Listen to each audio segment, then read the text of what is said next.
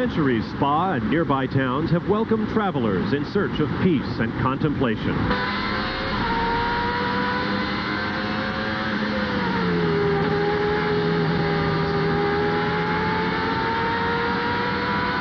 But once each summer, the silence of these forests is broken, for Spa is also the site of the world's most heroic road circuit and the home of the Grand Prix of Belgium.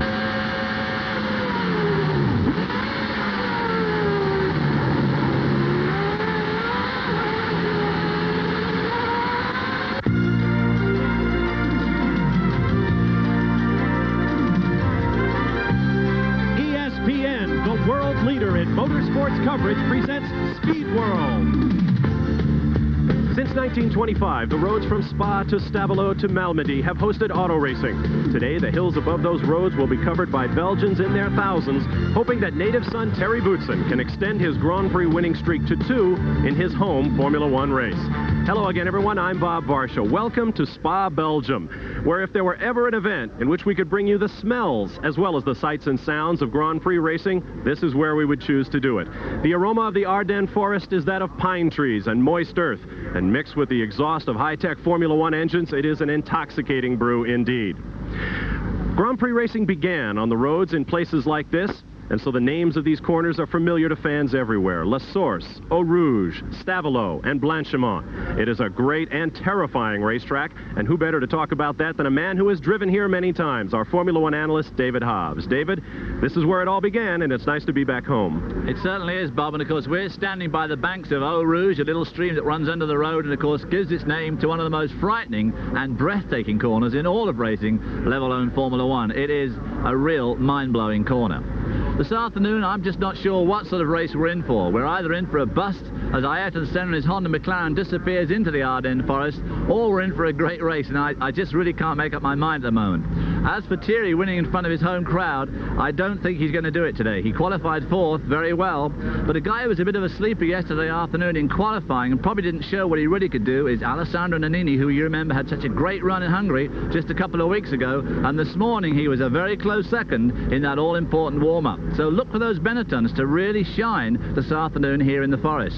But as I say, I just can't tell you what sort of race we're going to have. It may be a Senna walkaway, but if it's not, we're going to have a good race. And of course, weather is always a factor here in Belgium. Here are the driver standings coming into round 11 of the World Championship at Spa. Ayrton Senna leads arch rival Alain Prost by 10 points, followed by Gerhard Berger and Terry Boutsen. On the manufacturer's table, McLaren has a handy lead over Ferrari, Williams, and Benetton, but the season has many races yet to run. Beautiful Spa, Belgium, which each year ships tens of thousands of bottles of the mineral water that has given its name to the town, and the town has passed that name into the vocabulary of the world.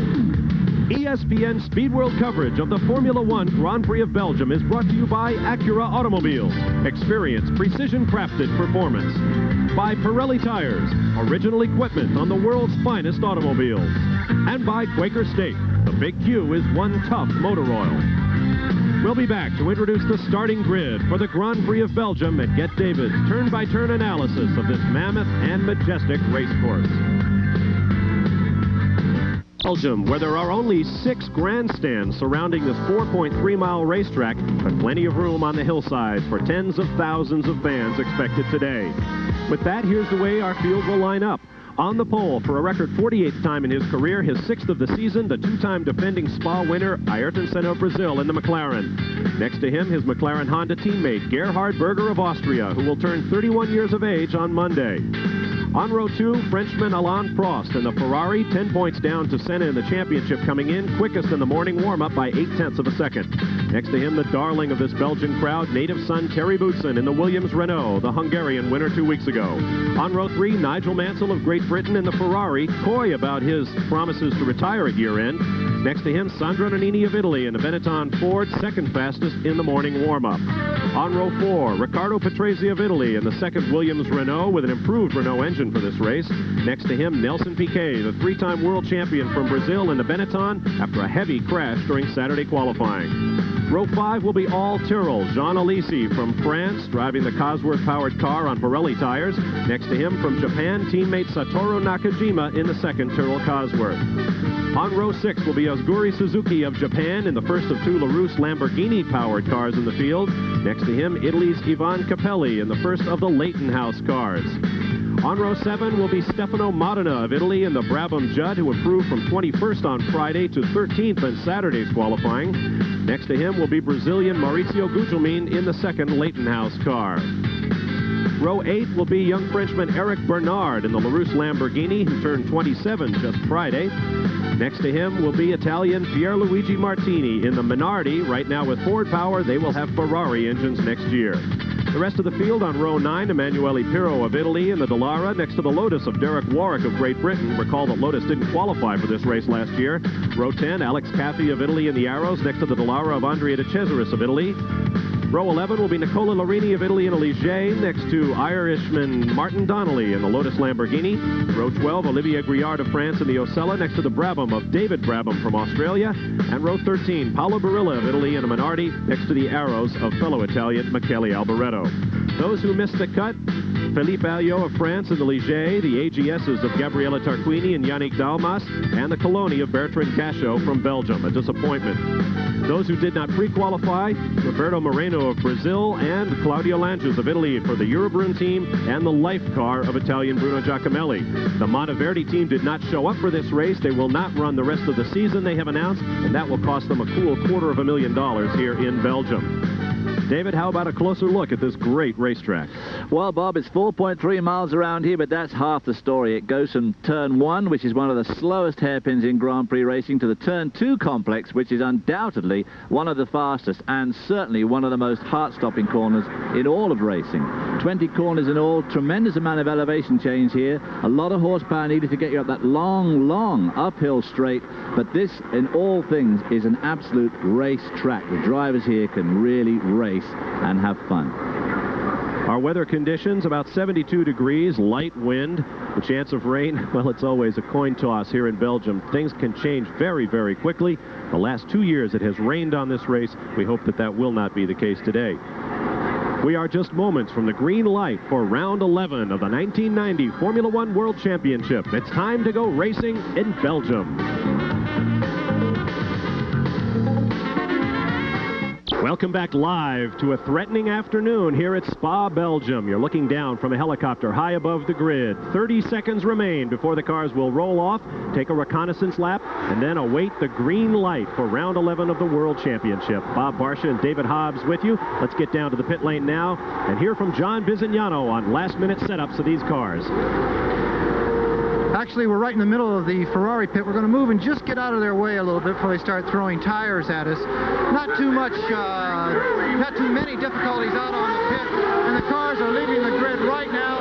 They have some 4 miles before we'll see them back here again. So it's a long, long warm-up lap. They're going to be trying to get their tires up to temperature. Let's let you know what's happening out on the grid. The McLaren team, everything was okay. McLaren perfect once again. A little bit of fine-tuning. Now, fine-tuning to these gentlemen means almost rebuilding the cars between warm-up and now on their warm-up lap. Everything okay. Terry Boutsen, they were all over the car relative to electrics. They were very nervous about Terry's electrics, and they want him to do so well here in his home race in Belgium. Patrese, they hardly touched the car because everyone, both crews, were all over Terry's car. Ferrari, Mansell, and Prost, absolutely perfect, they say, and again, the Ferrari mechanics, they don't really like to touch too much out on the grid. They like to keep it very simple. Benetton, Piquet, and Nannini, they have a little bit of problem with the gearbox bearing. They have changed that gearbox bearing, and Nannini himself says everything's okay, don't touch my car. The Lotuses of Derek Warwick and Donnelly, the clutch on Derek Warwick's car is having a big problem. He feels very uncomfortable with it, and Donnelly, he doesn't like the brake setup, and this is not a circuit to be unhappy with your brakes. You need total confidence here in every aspect of your car. Arrows are A-OK. Ken Tyrrell says, everything's okay, but we're about 2 seconds slow. Please, Lord, let it rain. So Ken Tyrrell is praying for rain. He may get his wish. Pirro, the only person in the T car. The young Italian is starting from the pit lane. He had a water leak in his race car. Suspension modifications between warm-up and this start of the Belgian Grand Prix. De Cesaris, Brabham, Capelli, and Warwick. Now the start here is extra difficult for the drivers. First of all, if you can imagine, they are on the grid downhill backwards. They're almost looking at the sky. They have to have that clutch just perfect and the revs absolutely set before their cars will go off the grid and hopefully not stall. We've had some stall cars here historically in the past. It's 200 meters down to turn 1. Now the cars in the front part of the grid will be arriving at that turn at some mere 120 miles an hour. The cars at the rear of the grid, it's 3 times longer back to the rear of the grid, will be arriving at that same corner at about 155 to 165. So let's hope everyone gets through the first corner. The team managers are very worried about it. Let's hope we have a safe start here in Belgium. All right, John, and that is a very narrow pit lane down there. Incidentally, I hope nothing important was said between Ferrari and Lotus, because we lost your microphone there for a moment, and we apologize for that. Let's take a look at our onboard cameras for today's race. There you are aboard with the man himself, Terry Boutsen, and he carries a great weight on his shoulders today. He is the Belgian representative, a winner in Hungary 2 weeks ago, but as yet unsigned with the Williams team for 1991. Let's take a look at the other cars. This is Sandro Nannini's Benetton. We've been having trouble with the Benetton's cameras all weekend, but they are up now. As you can see, looking out front there, it is a very, very hazy day. There is definitely rain somewhere in the area. And as a result, we cannot get the helicopters that we need to bring you these in-car shots as high as we would like to. But we'll go to the cameras when we can. There is a look down at the Ardennes forest. I think the problem is that the whole of Europe at the moment is under a sort of funny high-pressure system which has brought in some very humid air, and there's very little wind up here in the Ardennes today. And of course, when we all woke up this morning, there was a thick fog, and it has lifted just enough to allow this race to go on, but of course it could presage rain, of course. After 2 days of 85-degree heat, it is really something to see what we call more typical Spa conditions. This is the final chicane before the start-finish straightaway. This is bus stop, so-called because in everyday use, it's exactly what it is. It is a bus stop. These are the public roads in this area. Ricardo Patrese there in the other Williams. He also carrying an onboard camera. In fact, he has one, I believe, looking out the rear. Why they do this grid here beats me, because you've got this curve onto the pit straight, and they have the start-finish line. Immediately you hit the pit straight, so half these guys are around the corner. Seems a bit of a funny way to do it. When they've got all that road in front, they could make the start-finish line. And recall, they will run 200 meters before they will come to a near full stop and make the hairpin at La Source at about 45 miles an hour. Now, in keeping with our recent practice, once the grid is formed, we will lay out, as we say in TV, and you can call the first lap of this race yourself. Note that half the field is around the corner to the rear. Turn up the volume, enjoy the first lap. Barring incident, we'll see you at the end of lap 1. Ayrton Senna to the left is on pole.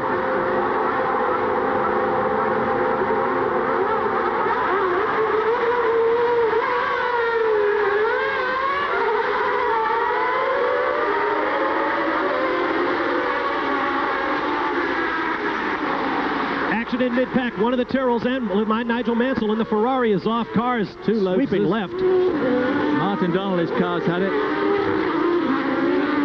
And some of the cars taking to the pit lane on the backside. There are 2 pit lanes here at La Source. This is the old pit lane, still used for Group C and other racing, as we take another look at what happened. Someone locked them up right in there in the area of the Benetton. Isn't it? It's one of the Tyrrells. It was one of the insides. It must have been Alesi. That's the Ferrari of Alain Prost, who everybody had high hopes of. The Lotuses are out. Martin Donnelly's car had the front end totally deranged. No, there's Prost. That was Mansell's Ferrari. And there you see, looks like perhaps... Pirro, is it? It's either Pirro or De Cesaris, and the Dallara is sideways, and that will not be allowed to stand. They will have to stop the race if he's still there when these cars come around. There is Alain Prost in car number 1.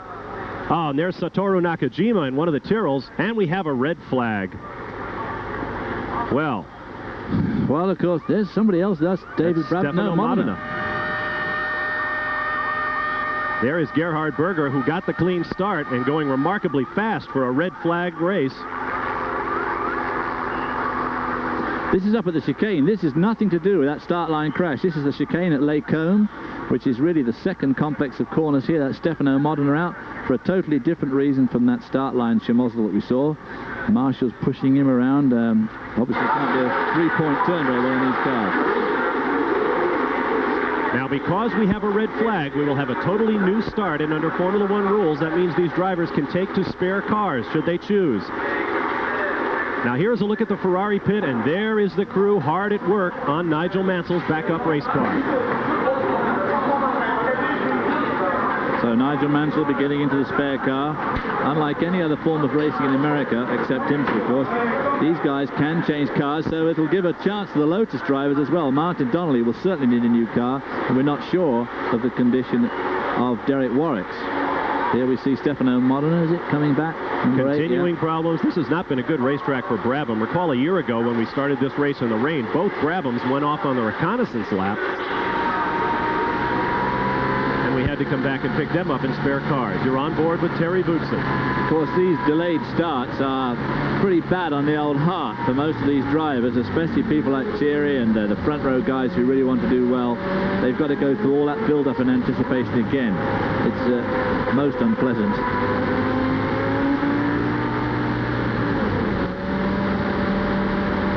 Now here is a look at the start from on board Terry Boutsen's car. Most of the action will take place behind him.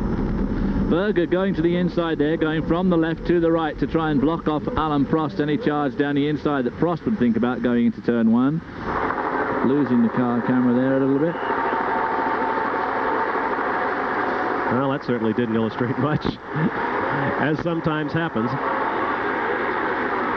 We are getting our pictures from Belgian television, RTBF to be precise. Let's get more now from the pit lane with John Bizignano. Martin Donnelly, what happened on the start? You got off the grid very well, and then everything went to heck right up in the first corner. Obviously, being far back, we have more momentum as we get to the first corner. And I made a good start up the outside. And then somebody darted out very quickly and pushed me onto the grass. And then I got on top of the curb on the outside, lost the steering, and then Derek came out, and I touched the back of Derek. How bad is your car? Pretty bad. The front steering, geometry, and everything in front corner is all up the left. So let me ask you, what's it like to have to go out on a spare car, one that you don't have that much time in all weekend? It's not different. No different. I've been using a spare car all weekend because we've had troubles with my own race car, so it's another car. Martin, back to the office. The cars, they say they are the same, but they're never quite exactly the same. He's going to have to do some adjusting the first couple laps. Good point, John. You saw Nigel Mansell trying to yank the corner worker out of his car. I'm sure he'd like to use his race car if he could. Funny you should say that, because I was just talking to Nigel Mansell last night at the dinner table, which I believe is an expression that commentators should always use, and he said that getting into these cars is like pulling on a pair of trousers, and you can tell the difference. There we see the drink bottle. That's Paolo Barilla. I still cannot imagine how those guys can use those. Actually, in his case, that bottle's got pasta in it. We have cars all over the racetrack. We'll line them all up and do it all over when we return live to Spa, Belgium. We will have a restart of the Belgian Grand Prix after a first-turn crash involving, it appeared, Nelson Piquet, certainly both Lotus cars of Martin Donnelly and Derek Warwick, and several others as well. Nigel Mansell took the nose off his Ferrari. Right. Yeah, he's the only one that came to a stop right in front of our cameras. Let's get down to the pit lane for more on the situation with John. Well, the red lights are showing over this grid, and as we said, it's a very difficult start here in Belgium. The word is now it's going to be 5 minutes until the pit lane closed. Anyone caught in the pit lane after the pit lane is closed, they have to start from the pit lane. And can you imagine Pirot in the T car? He actually spun the car and killed the engine coming out of the pit lane. It's a very downhill, difficult pit lane exit there, but his crash was not involving the other cars. He did it all by himself. 20 minutes until the restart of the Belgian Grand Prix. So we'll try and get some information of exactly what happened out there on the first try here in Belgium. Thank you, John. I recall my first Formula One race in Austria back in 1987. I came over and thought, hey, I do 24-hour sports car races. Formula One, 90-minute, 2-hour race, no big deal. Wouldn't you know, I would host the first Formula One race in history to have 2 red flags. Chris Economaki and I sat around for about 90 minutes without a whole lot to talk about. Well, of course, there used to be a clause where they had to wait for 45 minutes. They've got rid of that now, luckily, so they just regroup as soon as they can. There's Ron Dennis, the McLaren team chief, talking to one of the officials fairly vociferously by the look of things. That's Roland Breinerscheider, who's in charge of safety for all Formula One races. Right, specifically for the start. There you see Nelson Piquet making his way around in what we presume is his backup car. He had a tremendous crash yesterday in qualifying, stopped the session for about 14 minutes after he put a wheel off near the start-finish line and spun it into the barriers. There you see the field preparing to restart this event. We'll take a quick timeout and return live to Spa-Francorchamps, Belgium, and the Grand Prix of Belgium. Stay with us.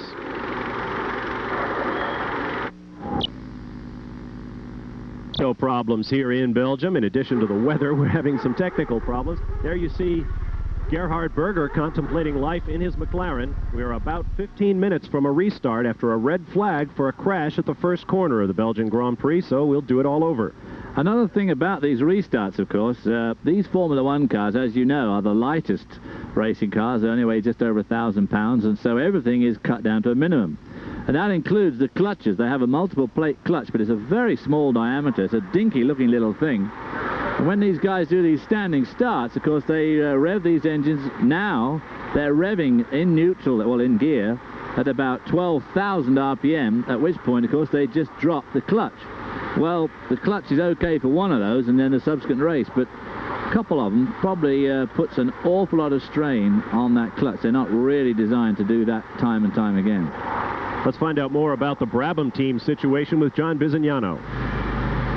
David Brabham, starting from, well, let's say the back of the grid. That's an honest statement. What did you see when you arrived at turn 1? Well, when I got into turn 1, I saw a lot of smoke, and I thought, well, they're locking up and they're obviously going to hit each other. And sure enough, they did. And Martin Donnelly, who's in front of me, went down the outside on the grass, and I think someone else either got hit and got out there, and they had a big hit together there. And one of the Ferraris was on the side, and it was just a case of just waiting for everyone to get through. And even all the way up round the course, there was Stefano and Nakajima all on the side, so it was a pretty hectic first lap. You say hectic. I mean, how quickly do you have to react when cars in front of you are going left, right, up in the air, into the grass, over the guardrail? I mean, is it just luck that you get through, or do you put on the binders and hope? Yeah, a lot of it is good luck, and you really got to judge on what other people are going to do, and it's probably happening in split seconds, but you do actually have, in your mind, you do have time to think about which way to go, as long as you keep cool, Can you even see the start lights from back here? You're halfway around the corner, uphill. Don't you think this is somewhat of a ridiculous place to have the Formula One Grand Prix starting from? Because they've got lights where the pit entrance is, and we can see them as plain as day, so it's no problem. Wouldn't you like to be able to see the competitors go off in front of you, though? Sorry? Would you not like to see the competitors go off in front of you rather than trusting a secondary light? Well, yeah, that is true, but I wouldn't like to start down the hill either, so, if everyone kept their cool and used some brains around here, they might get around the first corner. Does it worry you to go out and do this again now? I mean, you've just had one bad start, several cars destroyed, and you're going to do it just 20 minutes later. You're going to do the same thing. How can you do that? Well, you want to do it. You want to get around the first corner safely, and obviously it's such a tight corner that people just stop, so you've got to anticipate people stopping, so you just can't go in so hard from the back. Obviously up front, yeah, maybe, but I think it's sometimes an advantage to sit at the back here, watch it all happen, watch them all hit each other, and then hopefully you can get through yourself without being silly. Well, don't be silly, Dad. I know you want to get back in the car. Thank you.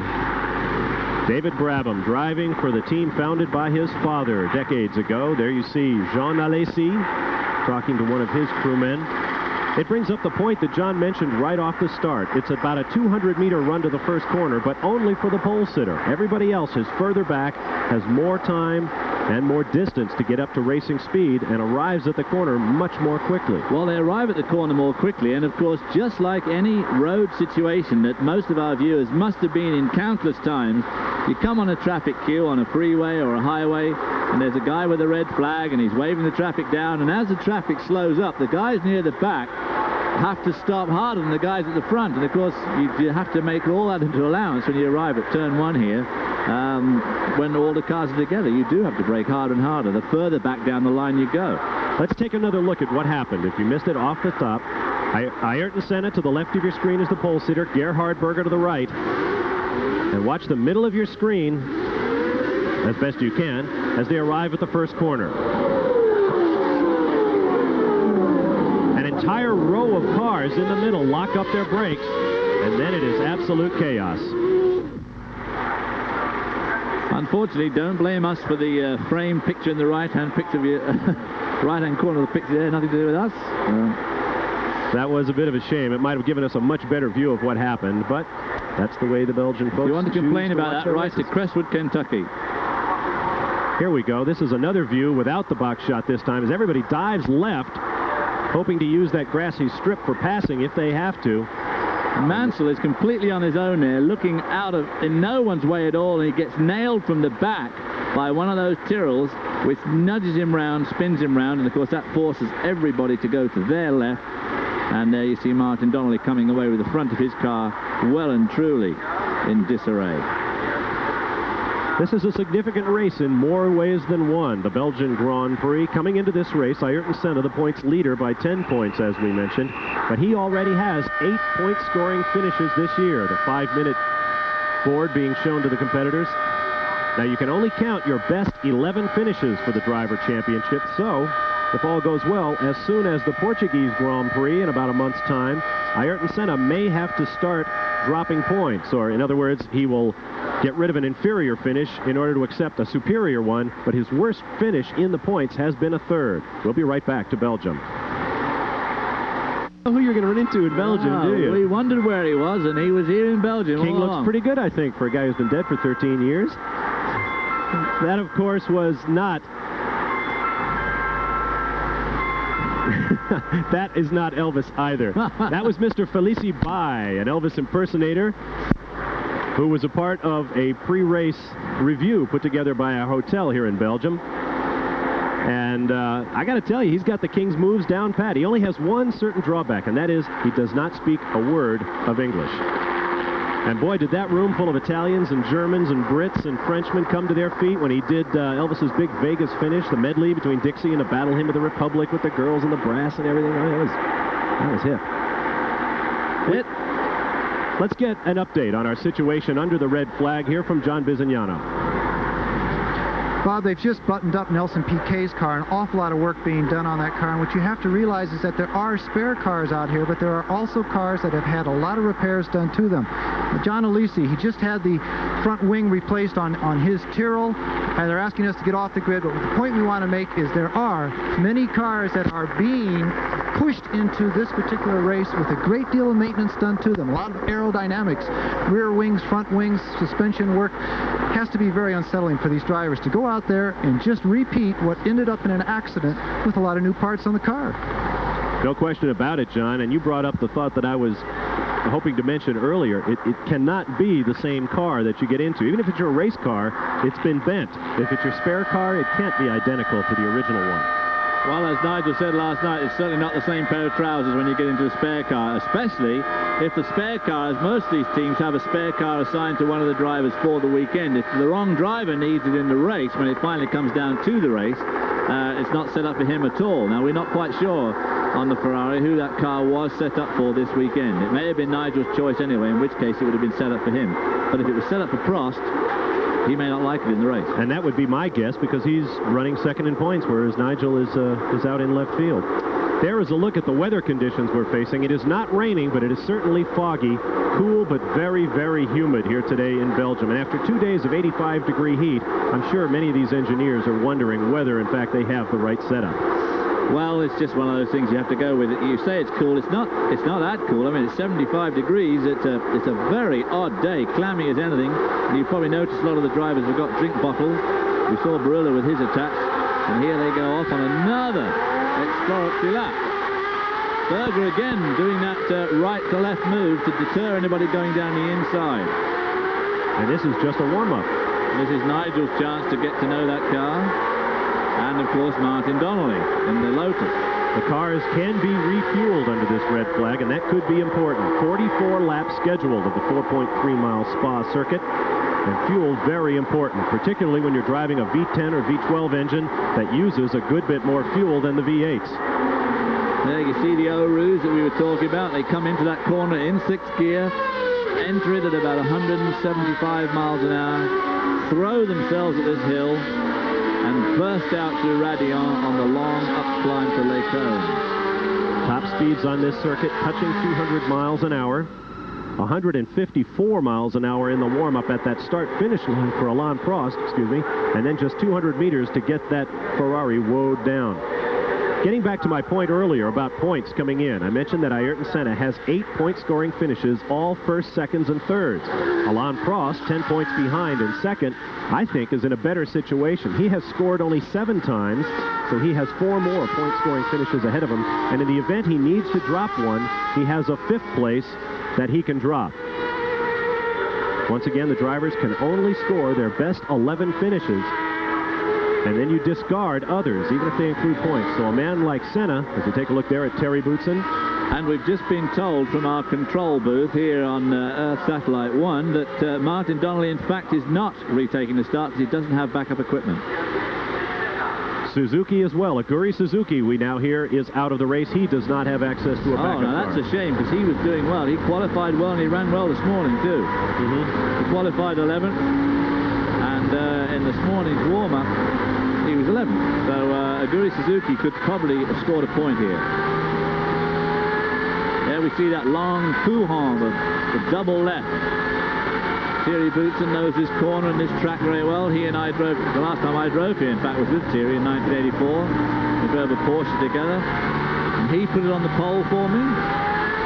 He also put it off the road on the first lap, but that's beside the point. Loves this track. It is a great track. Still going slightly downhill now. We come to the last corner. This is Stavelot, close to the village of Stavelot, which lies off to our left, picture left. And we're just about to rejoin. That what we've just been on is special racetrack. Just about to rejoin the main road from Stavelot back to Spa, through the village of Francorchamps, which is where the start-finish line actually is, just on the approach to the village garage, where you can get your petrol or gasoline. That is, of course, if you can afford it here in Europe. Gasoline here in Europe this weekend. I put some petrol in our Citroen rent-a-car the other day. It cost me a cool 45 bucks for 35 litres of gas. And it could get worse as we all watch the newspapers and the televisions. Our thoughts are with all of the people in and out of uniform in the Middle East this weekend and everyone who has friends and loved ones over there. It's a very difficult situation, and as David points out, perhaps even more so here in Europe than in the United States. It has a very, very strong economic impact as well. To the business at hand, this racetrack was once nearly 9 miles long and featured such corners as the Masta Kink, taken at 160, 170 miles an hour, shooting the gap between a couple of farmhouses. That is no longer a part of the Spa-Francorchamps circuit. It has been shortened to 4.3 miles, but it has really lost very little of its original character, I think, David. It has. They've done a superb job with this new track and kept some of the old parts right here, going down to La Source hairpin. And, of course, it is a real driver's track. Tremendous fun and very exhilarating, but very, very demanding. Hard work around here. Once again, the cars will roll into position. We will lay out, and you can call the first lap, barring an accident. Note it is uphill and around the corner. Somebody dove into the pit lane there. We'll get more on that. One of the cars, I believe it's one of the Dolaras, is in the pit lane. Let's hope we get through this lap. Turn it up and enjoy.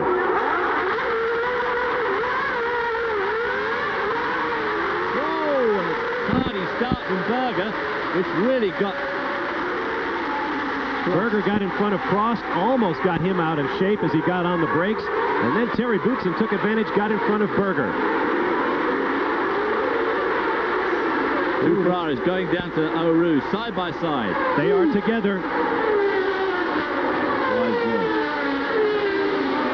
Senna, Boutsen, Berger, Nannini, Prost, Mansell. Looked like he was taking a challenge there from Nelson Piquet. Now Nannini tucked into 4th place there. I think Piquet is on a charge. Here goes Berger underneath Boutsen. I'll recall 2 weeks ago when Boutsen was leading the Hungarian Grand Prix and Berger clobbered Nigel Mansell, knocking both cars out of the race in a chicane just like that one.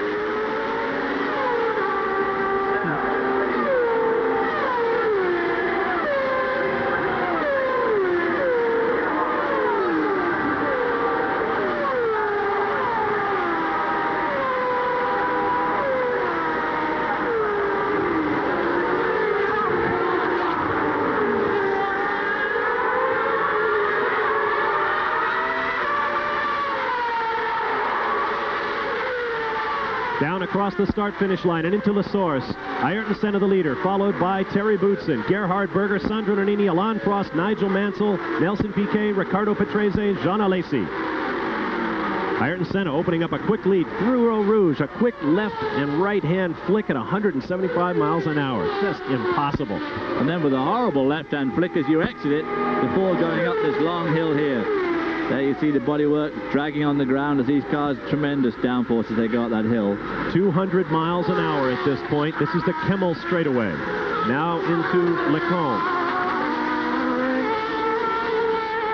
Thierry Boutsen doing extremely well here. And in fact, his pursuer, Gerhard Berger, is coming under extreme pressure from Alessandro Nannini. That looks like one of the Minardis. Paolo Barilla in the black helmet. He has really clouded the wall. But he's okay. Apparently has a fire as well. Disappointing for Paolo. And there is Andrea De Cesaris. Yeah, well and truly broken that car. The right rear suspension is badly deranged. So 2 out before the race began, 2 more in the opening laps, and I saw a red flag. Oh, no. Folks, I hope you're well provisioned for this one. Oh, well, now we're getting into the dangerous area for those clutches. Restarts. And there's the reason. Parts strewn all over the racetrack in the need of a fire truck at Paolo Barilla's accident. He is out of the car, over the wall, and apparently all right. There's Andrea De Cesaris presiding over his car being removed, and the oil flag is out with the red and yellow stripes. Pushing that wheel isn't going to help much, bud. Where is it? I can't just quite pick that up. A collision between the two. That's Pierluigi Martini. That's Paolo Barilla's teammate colliding with De Cesaris, a separate incident. Now there's another incident, exactly. That's up at Lecombe, at the top of the hill. His car looks to be okay as he pulls off. De Cesaris is out. Well, I have now reset my personal record for red flags in a Formula One race. That is the car of Paolo Barilla. There is Ayrton Senna sitting on the starting grid once again, shaking his head in wonderment, no doubt. You can see his car coast backwards. It is an uphill start, so he has to keep his foot on the brake, which complicates things enormously when you drop the clutch, as David mentioned earlier. Oh, dear. Well, this is going to be very harrowing for these guys. Gerhard Berger nearly fouled that start up. He's got this hang-up about blocking his inside there, guarding his inside as they go down to La Source, and he made a poor start, and of course still moved over to the right, his right, and so nearly had Alain Prost off. It was untrue. You got to look there from Terry Boutsen's car on the grid. That car is an incredible mess. Obviously, it's ripped the gearbox and rear suspension right off. A testament to the strength of these cars in their most important function, which is, of course, protecting the driver. You saw the driver's compartment completely intact. And for that, Paolo Barilla can count his blessings.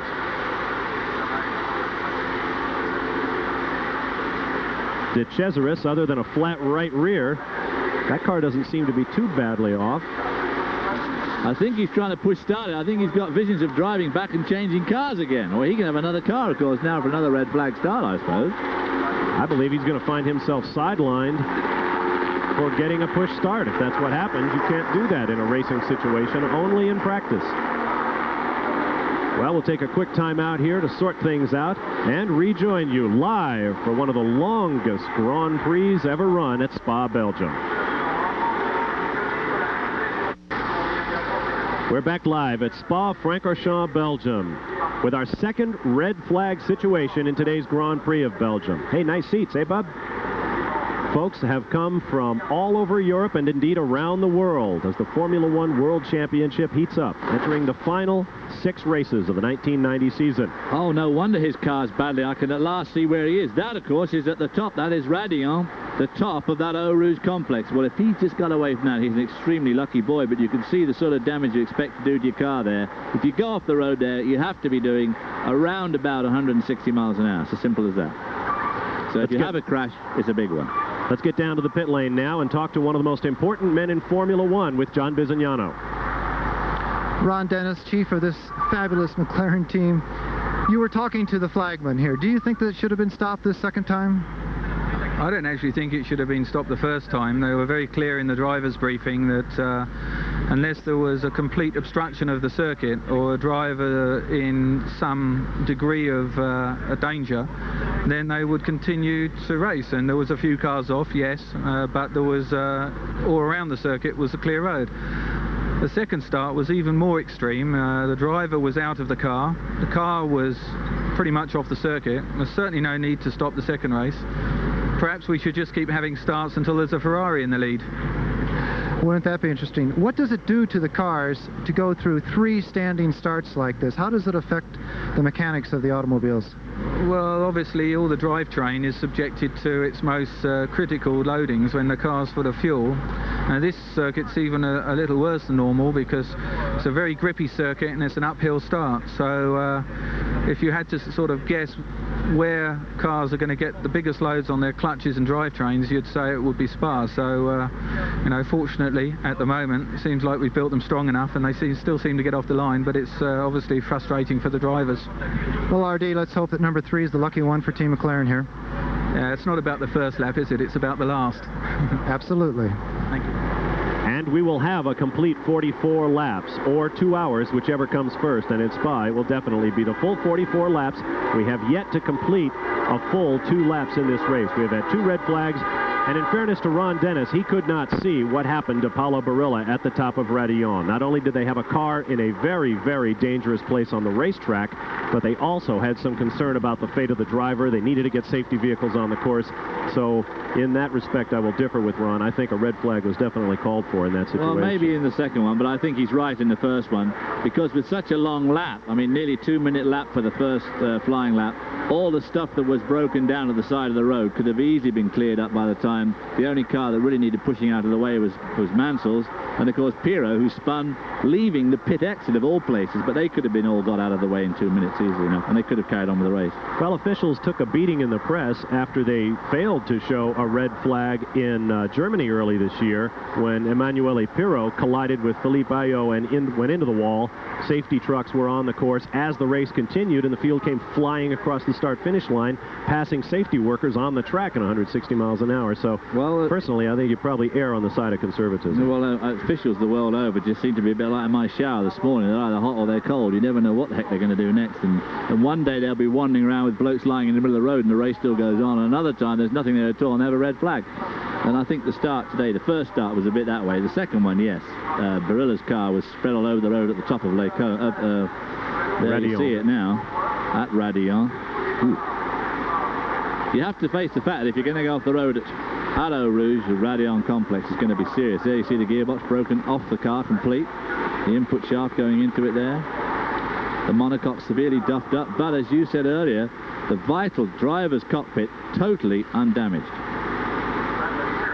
We have mentioned that Terry Boutsen, a native Belgian and a winner in Hungary 2 weeks ago, is the man of the hour. David Hobbs had time to sit down with Terry and talk about his life in Formula One.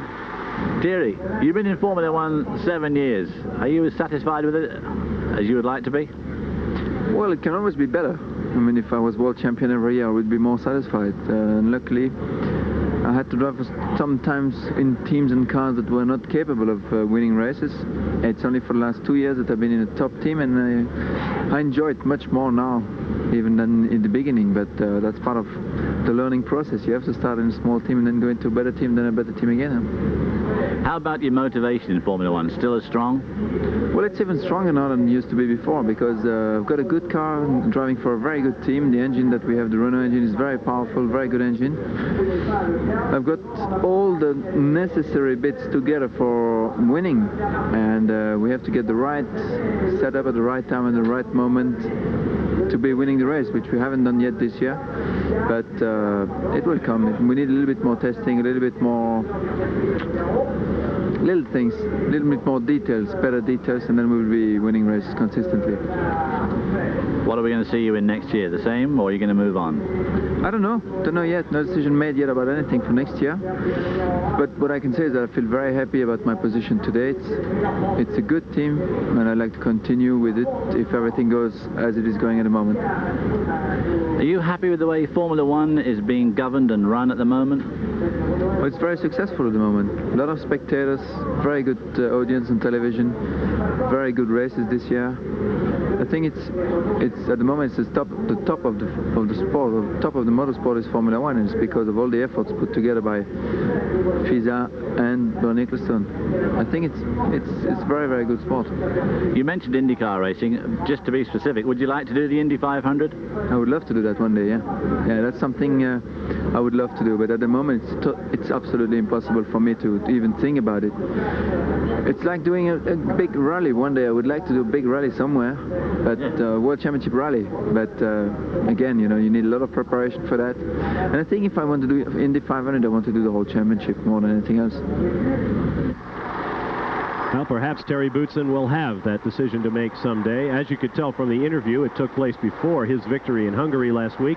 Terry now has that victory, but he does not have a situation with the Williams team for 1991 as yet. In fact, speculation says that he will be going back to the Arrows team, which will have the benefit of Porsche power next year. Which may be a very, very strong package.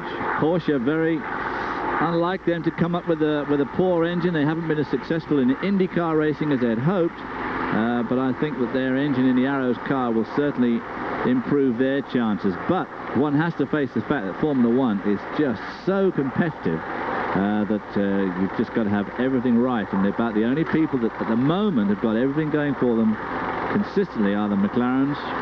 The Ferraris obviously are a hot second, but they do have unreliability problems still. And the Benetton Fords are really coming on. There's Nigel sitting down getting ready for his third start of the day. He'll be well and truly ticked off. If you are just joining us, as you take a look at Eric Bernard there from the LaRousse team, you haven't missed a thing. We have had 2 red flags, once on the first start with a big first-term Chamazel and 2 other incidents elsewhere on the race course, then a restart after a big crash at Radillon, a single-car affair involving Paolo Barillo. Let's get down to the pit lane now and John Bizignano. They're not going to have any spare parts left down here, David and Bob. They've used up nose cones, rear wings. This is what they use for tracking the car. This sets a car up as far as toe in, toe out, camber, caster, and it's absolutely has to be spot on, or these cars wandering down the straightaways is a bit of an unguided missile. All this equipment just came off Andrea Di Cesaris' car in the Scuderia Italia team. Andrea, of course, was involved in that accident, and his mental situation at this point, start number 3 coming up for him, has to be a little bit different than maybe someone who hasn't been involved in the accident. And Andrea Di Cesaris from Italy. Now, David, I have a question for you. They just set up this car. The car has to be at a 7-degree angle to the left and about a 4-degree angle with the nose in the air. Now, when I've seen them set cars up before, they go through an awful lot of trouble actually trying to get the car perfectly flat. How do they do this when the car's nose is up in the air and the left side of the car is totally loaded? Well, that's a jolly good question. The fact does remain that racing teams go to a great deal of trouble to set their cars, usually on a surface plate, which costs thousands of dollars to buy, and then another time it'll have a wheel half ripped off and the lap times drop about 0.2 of a second. And it just makes you wonder sometimes how much some of that ultimate precision really does matter when the chips are down and the cars are going round. There is Gerhard Berger. You can see the tear-off shields on his visor. He has at least 3 on, and I'm sure he'll use them all today. 11 minutes to go. And we will take a couple of those minutes now for a quick commercial message. We hope to come back for another restart of the Belgian Grand Prix, and perhaps the 3rd time will be the charm. Bonanini, that way we'll get the jump on whatever incident happens. There you see the cars pulling up again with this curve in the grid. The rear cars have to... There's the green flag, which means the back guys are ready. The red lights are on. And once again, Gerhard Berger drifts left, but not nearly so far. Here comes Prost. Nigel right up against the rail. Senna kicks up a puff of smoke. Gently, boys, gently. Couldn't stand another one. Using the handy bit of new paving off to the left. Watch guys like Nigel Mansell, and they'll be using it all day. Terry Boutsen did a bit of nerfing then, and in fact nudged Alain Prost. Just kicked up there at Radillon. That's 175-mile-an-hour left-hand corner there, boys. Don't go putting your wheel off the edge there. Derek Warwick trying to make time. You saw him pull the Lotus out, but here approaching 195, Senna, Berger, Prost, Boutsen. It looked like Patrese trying for the inside at Lacombe. And he got the position. Behind him, Nannini and Piquet in the Benettons. Terry Boutsen still without a drive. There is Ricardo Patrese. A drive for 1991, that is. Keep an eye on those Benettons just behind these Williams cars. As David mentioned, they were very quick in the warm-up this morning. Now, you must be prepared, of course, this afternoon to see quite a bit of Thierry, because being the Belgian star, the Belgian television people will no doubt be showing more than their fair share of Thierry Boutsen. At the moment, Ricardo Patrese. So Patrese pretty glad about that restart. Obviously, the Benetton boys not so happy because Nannini and Piquet have dropped right back now compared to where they were running in that second race. But yet again, Senna made an absolutely perfect start. I'm no doubt he's terribly relieved about that. 3 in 1 afternoon is just more than you can physically understand. There are horses for courses, and Ayrton Senna is unquestionably the fastest man in Formula One right now. But here, David, he has also been elegant. He rarely touches a curb here while everybody else is pounding them. Yesterday afternoon's qualifying was unreal. He came through here. See, he's got about 4 or 5 inches between himself and the curb, while everybody has in this race trim. But yesterday afternoon, all the qualifiers were bouncing off all those curbs, and Senna just didn't look quick at all. And bingo, turns off a new qualifying record. A half a second under his own course record at 135-mile-an-hour average. Up through the gearbox, down the steep hill to Eau Rouge. And over the top of Radillon, onto the Kemmel straightaway. You can see that slight mist lying everywhere. There you see Nannini starting to harry Ricardo Patrese. These two guys are very good friends. They were eating together in the restaurant last night at different teams, but they are very, very close buddies. And of course, Patrese's been around Grand Prix racing longer than anybody else here. 203rd start. 203 starts. In fact, Nelson Piquet is closing in on 200. He'll have to wait till next year, but he might well see his 200th start as well. He has re-signed with the Benetton team for next year, as has his teammate Sandro Nannini.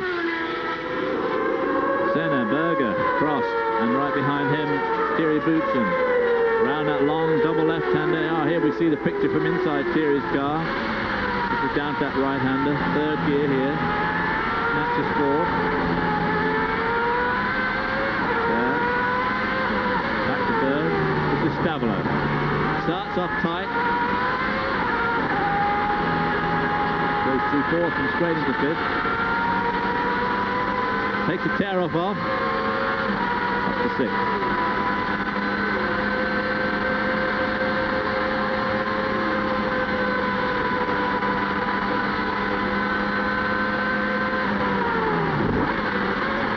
Straight into 2nd from 6th. Over the curb.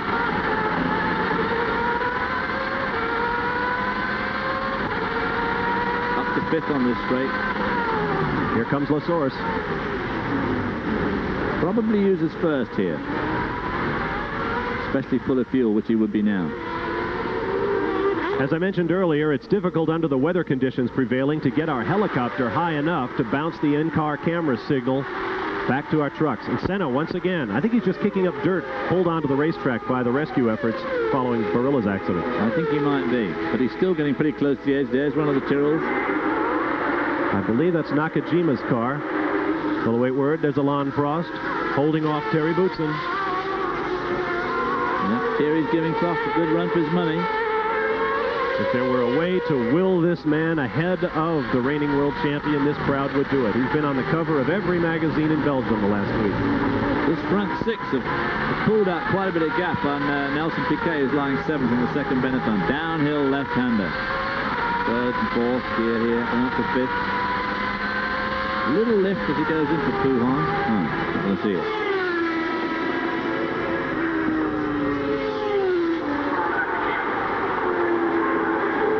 We are apparently well on our way after 2 red flags here in Belgium.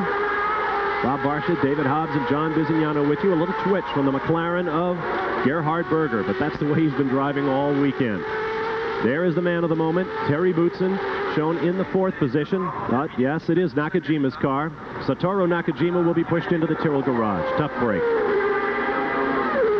Building speed now in 6th gear as they head for this corner. Blanchimont. Approaching 190 miles an hour and then hard on the brakes for the bus stop chicane. And Senna makes a liar out of me. Just when I finish complimenting him on not hitting curbs, he clobbers one. Here's John with more on Satoru Nakajima's situation. Bob, Satoru Nakajima came in and complaining of a misfire. They are taking the rear engine cover off the car. They have pushed it into the garage. That Ford engine was misfiring badly. Let's hope he gets out there quickly because he's certainly losing an awful lot of time. 37-year-old Satoru Nakajima of Japan. Certainly not impressed with his situation right now. Everybody else gets a red flag to fix their car, but he will not, apparently.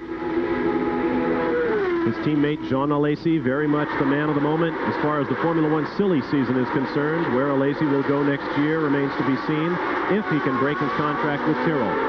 We know that he can go to Williams, he can go to Ferrari. He will not go to McLaren. This weekend it was announced Ayrton Senna has re-signed with McLaren for 1991 as you watch Riccardo Patrese make his way around. We also hear, too, that Jean Alesi will not go to Williams. For some reason or other, they've upset him in their negotiating process, and he has steadfastly refused to go to Williams, so that sort of puts them out of the picture. Interesting for a man of his age and experience, or lack of both, to be dictating terms to a team like Williams-Renault at this stage. But he's the man of the moment, or the flavor of the moment, and that's the way he feels. There's Ayrton Senna. Nobody is talking figures, but we know that he was offered in excess of $12 million by one team, and one can bet he's getting something in excess of that. If it goes as high as $16 million, then he becomes $1 million a race driver. This is Sandro Nannini. Nannini, and right in front of him is Patrese. These are the best pictures we've had from Nannini all weekend. Ran very well in the warm-up this morning. Qualified pretty well.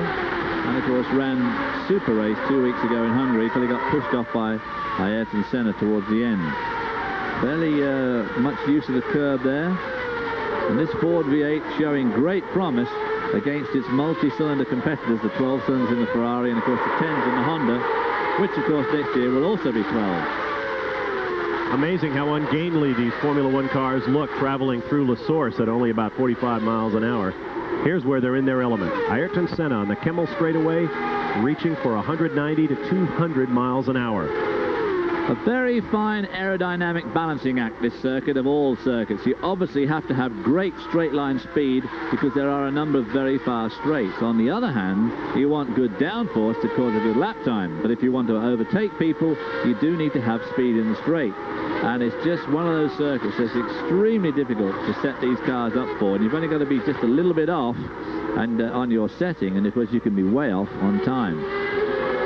Prost, Berger and Boutsen very close together. Senna pulling away just a little bit. And then of course not so far behind those as Patrese and Nannini. And then just behind Nannini is his teammate Nelson Piquet.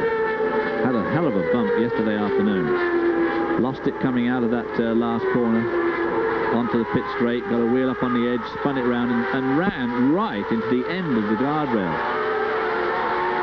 Then got out and walked away. There is Alain Prost, the defending world champion, second in points, badly in need of a victory. Will return to the Belgian Grand Prix as the cars head back through Stavelot. But Alain Prost is definitely not out of it. He is right up now with Gerhard Berger, harrying him for that second place.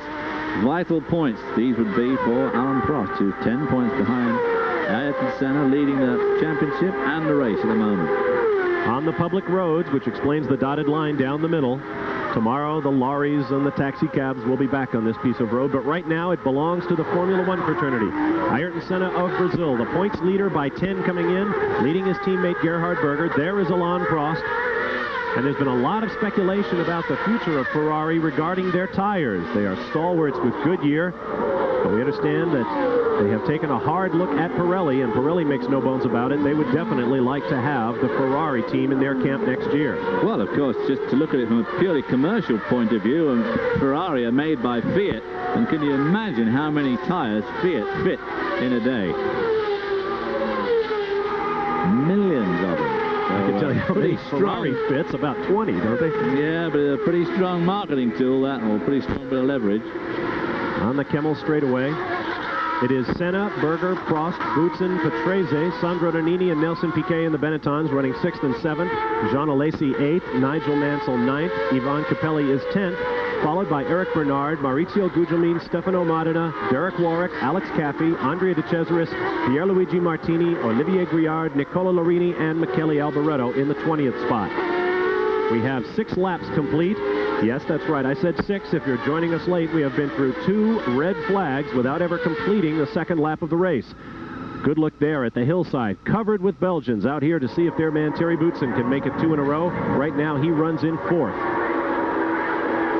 A pretty strong 4th. He's only just out of the picture. There's Nannini, who in fact is behind Patrese, who is behind Thierry Boutsen. Going through these right-left corners here, coming down to Stavelot. The V8 engine Benetton Ford running extremely well on this super high-speed circuit here in the Belgian forest.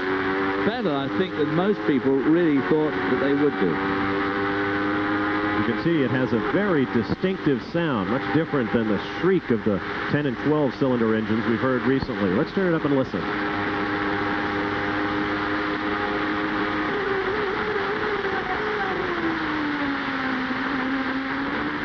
A different technique there. Nannini going through every gear as he goes from 6th down to 2nd, whereas when we were with Thierry just a few laps ago, he just does it all in one go.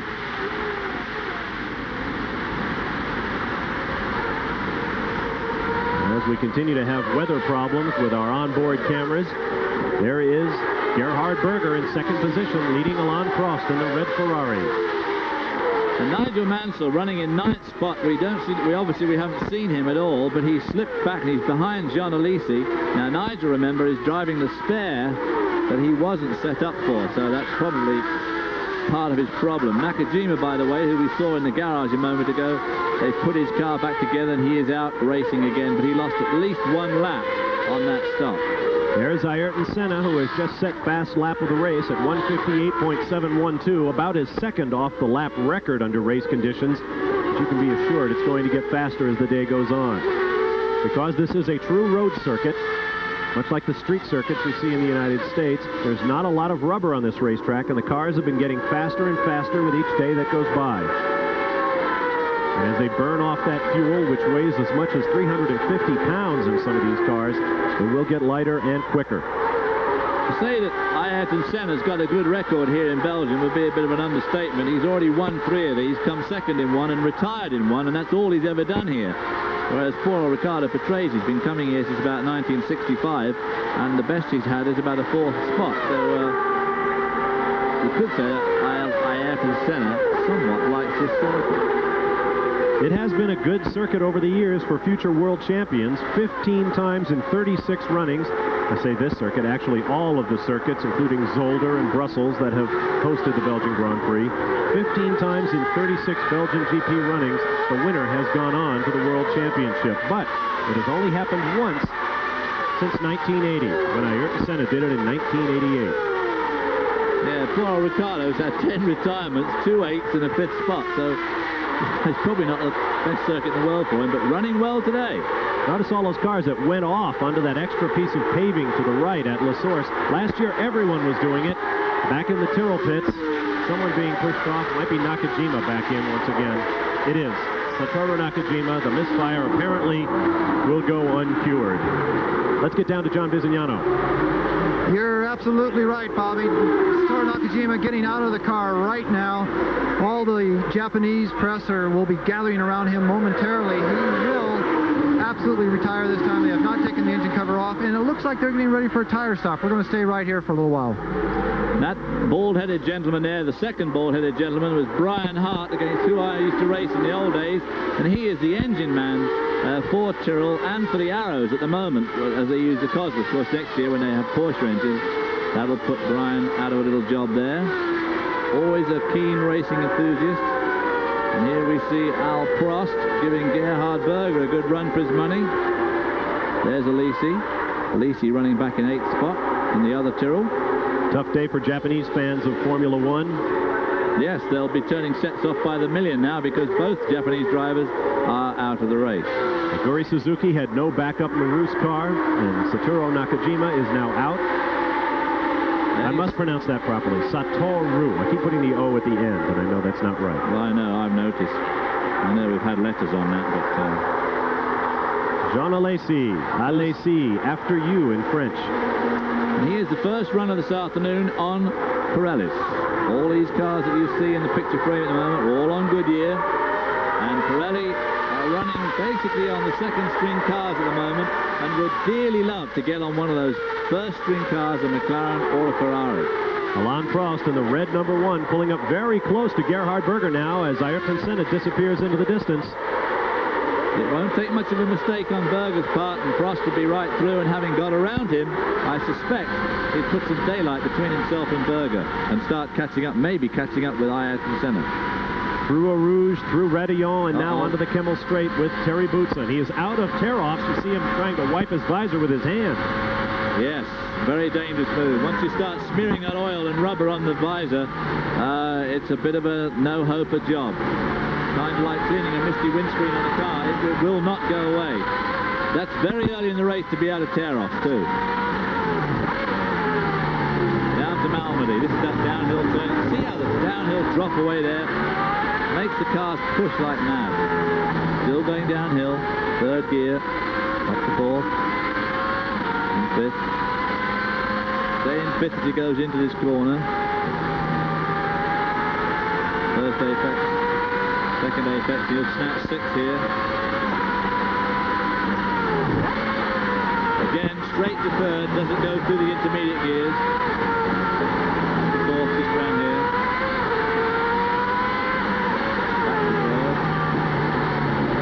Front wheels directing this car there, little fractional bits of input. Keep these cars balanced. That's what you do with a race car, really. It's just a balancing act. Ooh, he has got a problem now.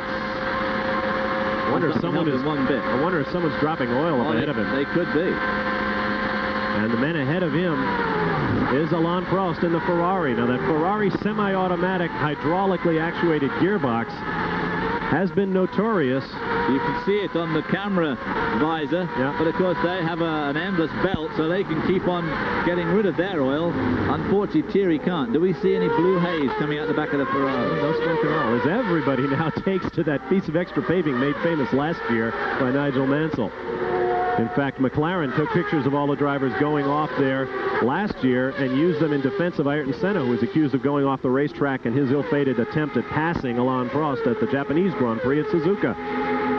Thierry's engine doesn't seem to be lacking anything. The Renault engine, of course, a very advanced V10, seems to be able to hold on to the Ferrari up that long back straight.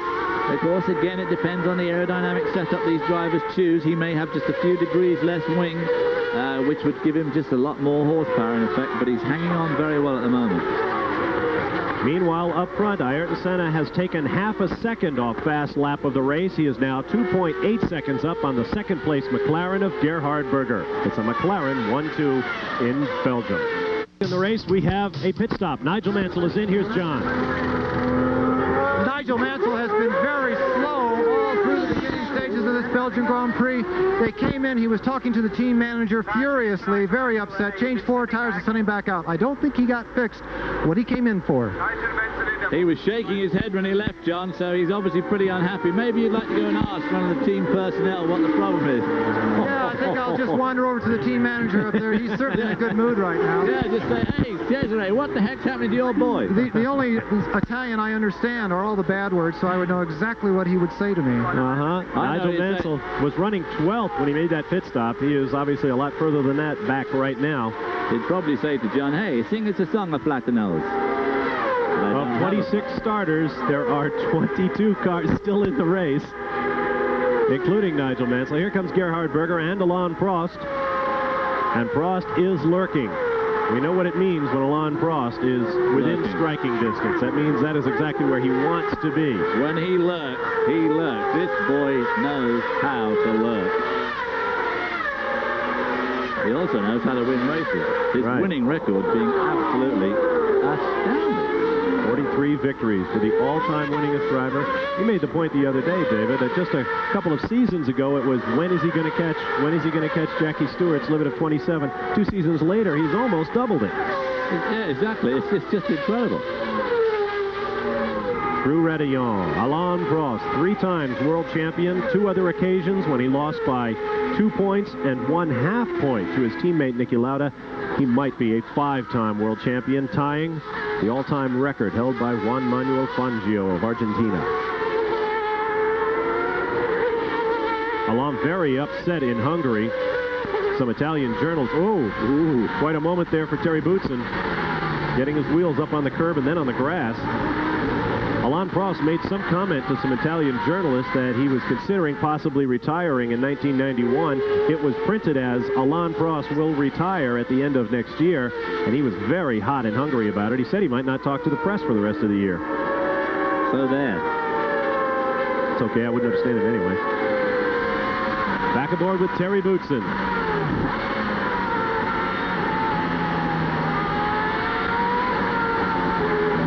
See all those finesse with the wheel that I taught him back in 1986 when we drove together.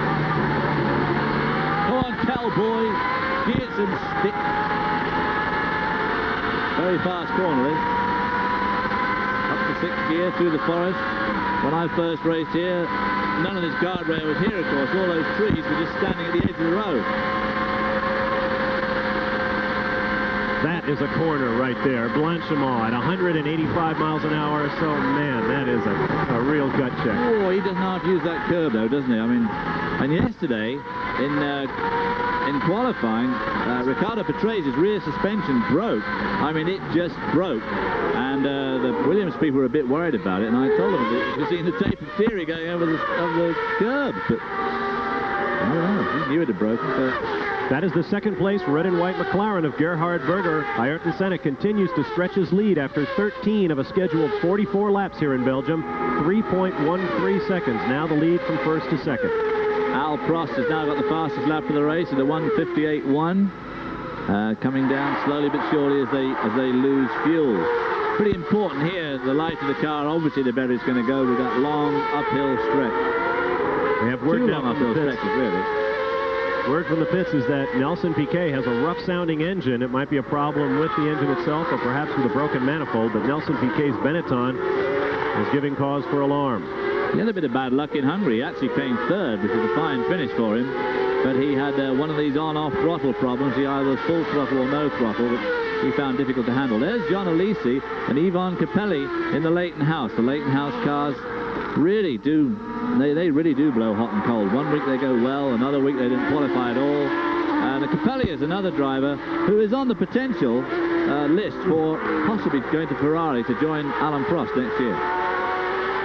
One of the things holding that up is the fact that Yvonne Capelli is a vice president of Leighton House Industries in Italy. Wouldn't that be something? Work for one company and drive for another. Alain Prost moving in now to make a pass on Gerhard Berger. If he can get by him, it's undoubtedly that he'll pull away. I hope we haven't missed a Capelli pass attempt on Alesi. Back up to Lecombe for some reason, and back down to Redillon. Only a 4-mile camera cut, and he's got by him. So put Alain Prost up into second position. He has taken Gerhard Berger for second. Ayrton Senna remains your leader with 14 laps complete. And now Terry Boutsen closes in on the McLaren. While we were doing all that camera cutting, there we go. He must have got him on the approach to the chicane. A pretty brave move. That's how you become world champion. Maybe we're going to see it from inside Thierry's car now. Coming up to the chicane. Ferrari left, McLaren right. And no doubt Terry Bootson, being a clever lad, makes a mental note that maybe I can take Berger next time. Whoa! Oh, he tried him on the inside at Lacombe. Well, Gerhard Berger's obviously got some sort of a car problem, either with his chassis or maybe with his engine, because both those parts are at the end of extremely high-speed areas, and it could be that his engine's just lost a little bit of its edge. Or perhaps his braking, if that's the way they're trying to take him in those heavy braking areas. Down the hill they will rush now to Pouhon, Le Pouhon, meaning well. Source of one of the many springs in this area. Now Boutsen drops back a little bit. You saw the crowd in the background sitting on the hillsides. It costs the equivalent of $100 American just for a general admission to come in and walk around this long racetrack. Oh, look at the daylight that Prost has put between himself and Berger in basically less than a lap. Mind you, a lap here is a long way, admittedly 4 miles odd, but even so, pretty impressive the way Prost is striding away from Berger, which means he must be closing up on Ayrton Senna. Big chunk of rubber flying off of Alain Prost Ferrari tire. From Sandro Nannini crew, Piquet dropping back slowly. Piquet in 7th position and losing ground to his teammate Nannini. There is Terry Boutsen. Looks like he will close up as they head for La Source. Very hard braking, dropping all the way down into first gear. Ooh. A little bit out of control. That'll give Gerhard Berger a little bit of a breather. The back wing just shimmying on Berger's car. Here is Prost, as David said, pulling away with a 2.3-second lead over Berger at the start-finish line. And there in the lap. It's not bad. In the background is Ayrton Senna, and Prost really is going to have to keep his foot in it if he's going to run Senna down. In fact, he has. Prost has just reset fast lap, 157.953 seconds, very close to the record. Finishing the bad news, if you want to sit in one of the few grandstands here at Spa, it'll cost you $235 US, or 7,000 Belgian marks. Francs, I beg your pardon. Zorros. What country are we in this weekend? Wow, the lead last time past the start-finish line was 4.4 seconds for Senna. But I imagine that Alain Prost is cutting that down. Now, of course, catching up with someone like Ayrton Senna and getting by him are two different things. But he's got lots of laps left to do it in. Getting passed by Senna can be two different things, as we found out in Hungary. A pit stop. Looks like that's down in the Dallara end of things. Probably the best dressed crew in Formula One. Alain Prost through Stavelot and on to the Stavelot Spa Road. Far down this road is the village of Stavelot, which was the old Stavelot corner. Back in the days of Jack Brabham and Jackie Stewart, Graham Hill, David Hobbs. Yeah, I was just waiting for that. Ho, ho, ho. Berger, well down now. Now he's holding up. Terry Boutsen. Well, the gap between Senna and Prost has come down, but only 0.3 of a second. I guess that Senna can live with that. There's Sandro Nannini in the Benetton with a V8, and that new Ford V8 really has come on strong. Revs to 13,000 RPM, which for a V8 of 3.5 litre cubic capacity is absolutely horrendous. 216 revolutions per second. Those great big pistons wanging up and down. Just amazing. Alain Prost has reset fast lap at 157.6. The record is 157.1. There is Gerhard Berger running in the 3rd place. We'll be back to Belgium in a moment. Spa waters that have become world-renowned and a great resort area near the German-Luxembourg border in eastern Belgium. At present, these are the way the points leaders run on the racetrack. Ayrton Senna, your leader in points and here in the Belgian Grand Prix. Alain Prost is 2nd in both columns. Gerhard Berger runs 3rd in both. Terry Boutsen is 4th in both. 5th place in points is Nelson Piquet, but he is apparently having problems. He runs in 7th place on the racetrack. 6th, Ricardo Patrese in points is also 6th on the racetrack. So things going pretty much according to form here after a wild start here in Belgium. If you weren't with us, we had 2 red flags. One for a big crash at the first corner involving Nigel Mansell. And then, secondly, after the second green light, Paulo Barilla pounded the guardrail up at the high-speed Radillon, cresting of the hill. And he is out of the race, although he is all right. There is Ivan Capelli. Who has been passed by his teammate Maurizio Gugelmin, who is now putting pressure on Jean Alesi. Jean Alesi is 22 seconds behind Nelson Piquet, which is by far the biggest gap anywhere on this field today. So I would suspect that Alesi will be holding up Capelli and Gugelmin. But we won't be seeing much more of them because we're back to the race between the Belgian hero, Thierry Boutsen, in the Williams there, and Gerhard Berger in the McLaren Honda. All the Honda engine McLaren. And he's going in the pits. John, here he comes. Coming your way, Gerhard Berger will pit the McLaren. Let's hear from John Bisignano. David, we are right in the McLaren pits, and 16 mechanics are ready to give him excellent service. The fronts are down, the back is down, the front came down before the back. A little bit of trouble with the left rear. They put the B-type compound back on the car. That means he has had B on the whole time. He was complaining of handling problems and just going a little bit too slow. His teammate just set fastest lap. Well, that was an outstanding pit stop by the McLaren team. Berger came in at third. Here's Patrese in with the Williams, and very slowly in as well. We are in the Patrese pit, and he is coming in very slowly. In fact, he has gone past the stopping area for a pit stop. He has switched off the engine, and they are backing the car into the garage area. Riccardo Patrese, the Italian, he was very upset when he came in. He was shaking his hands and his head going back and forth. He is definitely out of this race for an extended period of time. I'm wondering if, in fact, his team knew he was coming in. They all looked a bit surprised. Looked like most of them were out by the pit wall. Well, of course, he may have just had a sudden engine malfunction and just pulled in with hardly any warning. The engine sounded a bit rough to me, but of course they always do when they're only running slowly.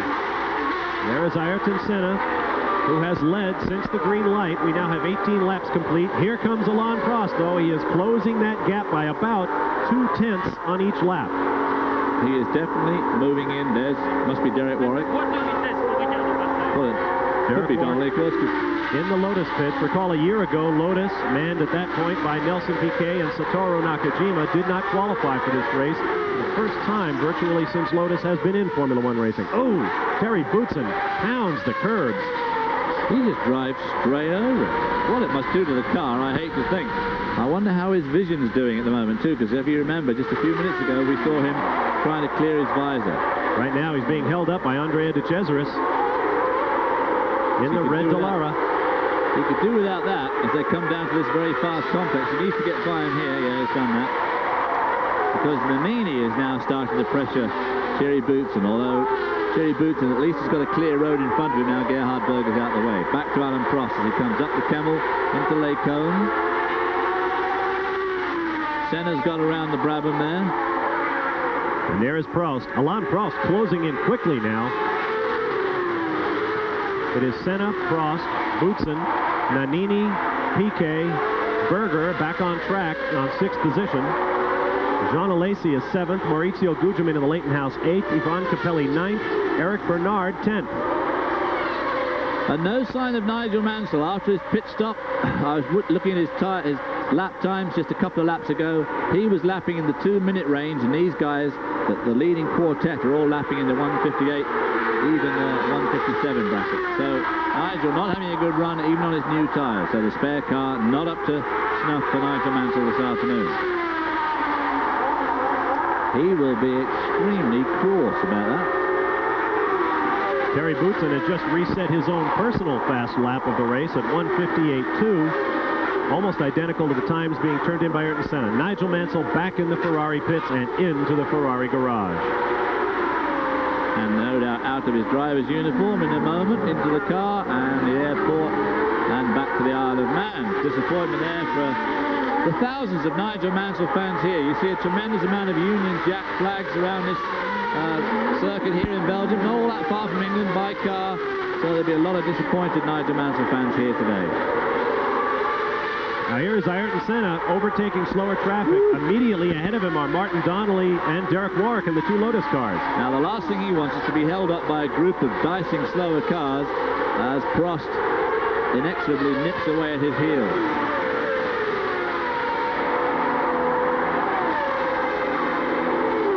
Donnelly moves over and then pulls in. Donnelly was passing. Oh, and the Osella almost pulled out into Ayrton Senna's path. Olivier Griard in the Osella running 3rd in this line, holding up Derek Warwick now. Now Senna will take Donnelly going down into the Malmedy corner. You've got to be on your toes when you're driving these cars. You have to watch the rear view mirror like a hawk. John Alesi in the pits. Alesi, the young Frenchman, the man who wants to go to 3 or 4 different teams, having a lot of contractual problems. A very, very fast pit stop by Tyrrell, and something they tried to do that I haven't seen for a long time. A very brave mechanic actually slapped another visor onto his visor. He has a tear-off visor. They got one back on, David. How about that? Yes, it is a brave mechanic leaning over those wheels, because when these cars leave the pits, they leave like a rocket. So bit of a risky little move there. Alesi came in 9th position. He will drop a couple. Actually, only dropped 1. Eric Bernard was just behind. He'll take over 9th place. Stefano Modena, 25 seconds in arrears to Alesi when Alesi pitted. So Alesi is probably back on track in 10th position. Senna. But Guzman and Capelli will have got around him. Of course, they'll be very glad about that little stop, I've no doubt. Prost closing in on his arch rival and not his best friend in the world, Ayrton Senna. There has been speculation in the pits that one of the reasons that Ferrari may have to retract their statement about signing Alain Prost is that Prost has wind of the fact that Ayrton Senna might become a Ferrari driver in 1992 and doesn't want to be around for that. Derek Warwick, I believe that's Martin Donnelly in the pits with the blue and orange helmet. A lot of gesticulating down there by Martin. Well, you've got to be careful on those pit stops when you leave the pits. Thousands of people in those pit lanes. Now, Terry Boutsen is parked somewhere on the racetrack. Terry Boutsen, who was... There he is. Oh, dear. This is at the start-finish straightaway. Those are the pits on the right. Oh, what a terrific disappointment for the fans who have covered the hillsides here in Spa. What a terrific disappointment for Terry Boutsen. A win just 2 weeks ago in Hungary, and he would just dearly love to win in front of his home crowd. His wife here today with their new young son who's back at the hotel, Kevin. This is the first race Patricia's been to since before the birth of the child. Here we see on his in-car camera. And apparently nothing amiss, at least on the racetrack. He just pulled the car over, lost power. Interestingly, just after his teammate Riccardo Patrese pulled off. Just through the steering wheel there, you can see the tachometer.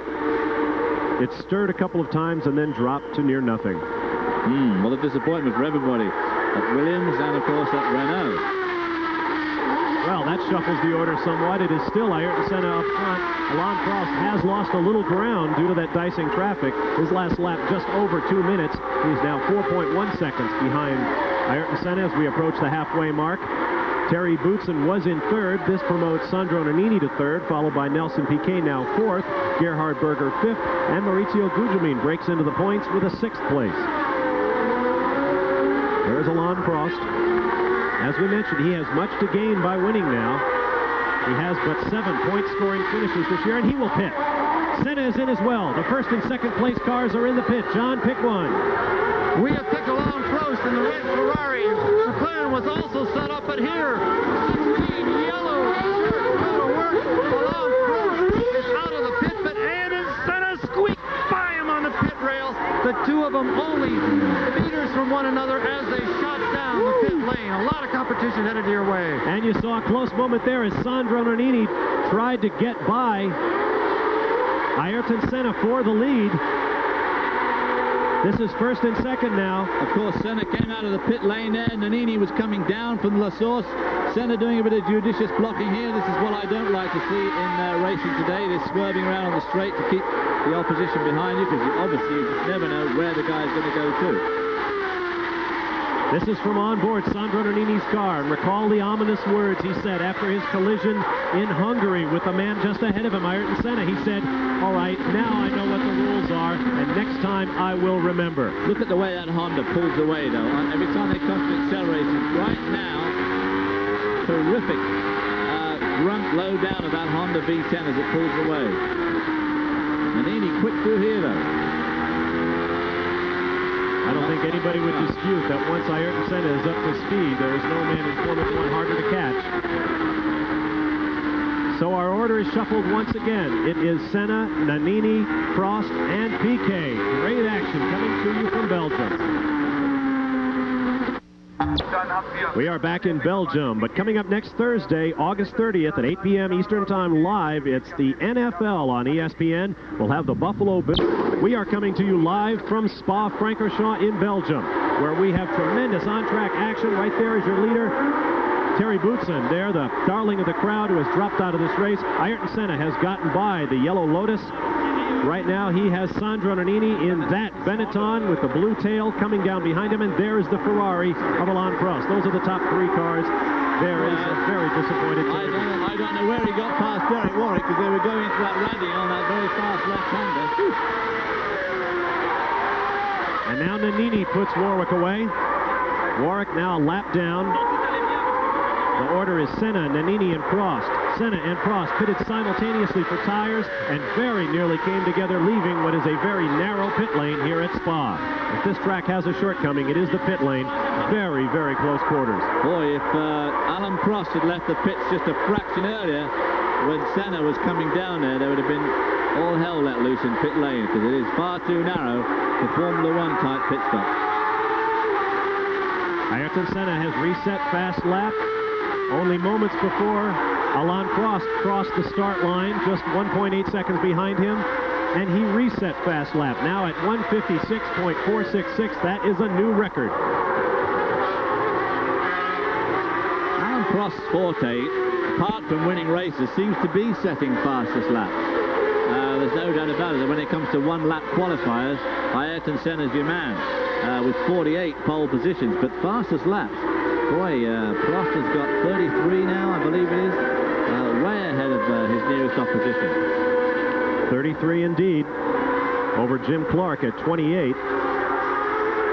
Saving it for race day, I guess you might call that. Yep, it's the best day to save it for, as Ron Dennis said. It's not the first lap that counts, it's the last lap, and there's nobody better at making that last lap count than Alain Prost. Sandro Nannini moves up behind Pierluigi Martini, who will be the next car to be lapped, it would appear. It has been lapped by our leader. The blue flag waves to warn Martini that he has faster cars coming up behind. Now this is going to be an interesting situation, of course, because not only is Alain Prost got to catch up and pass Senna, he's also got to pass Nannini, and as you said, Nannini is a bulldog, and he can scent victory here. He could scent it 2 weeks ago, and he isn't going to be the easiest man in the world to pass. The Ferrari has probably got just enough power to give him the drop on him on just a couple of places on this circuit. Here comes Alain Prost. He says he spent 120 French francs on his first go-kart. Nelson Piquet is in. Piquet has the Benetton in. Here's John. Nelson Piquet, a man who actually didn't qualify for this race last year. They have spinning rear tires. The tires were spinning. Obviously, they lifted the back up of the car, the back end of the car up in the air, and the tires were spinning very hard. One mechanic is pulling a wrist when he put that automatic air jack into the tire. Everything was still spinning. He got a good wrench, but he went ahead and made the change anyway. A lot of brave people down here, including pit line reporters. This is very dangerous, very close.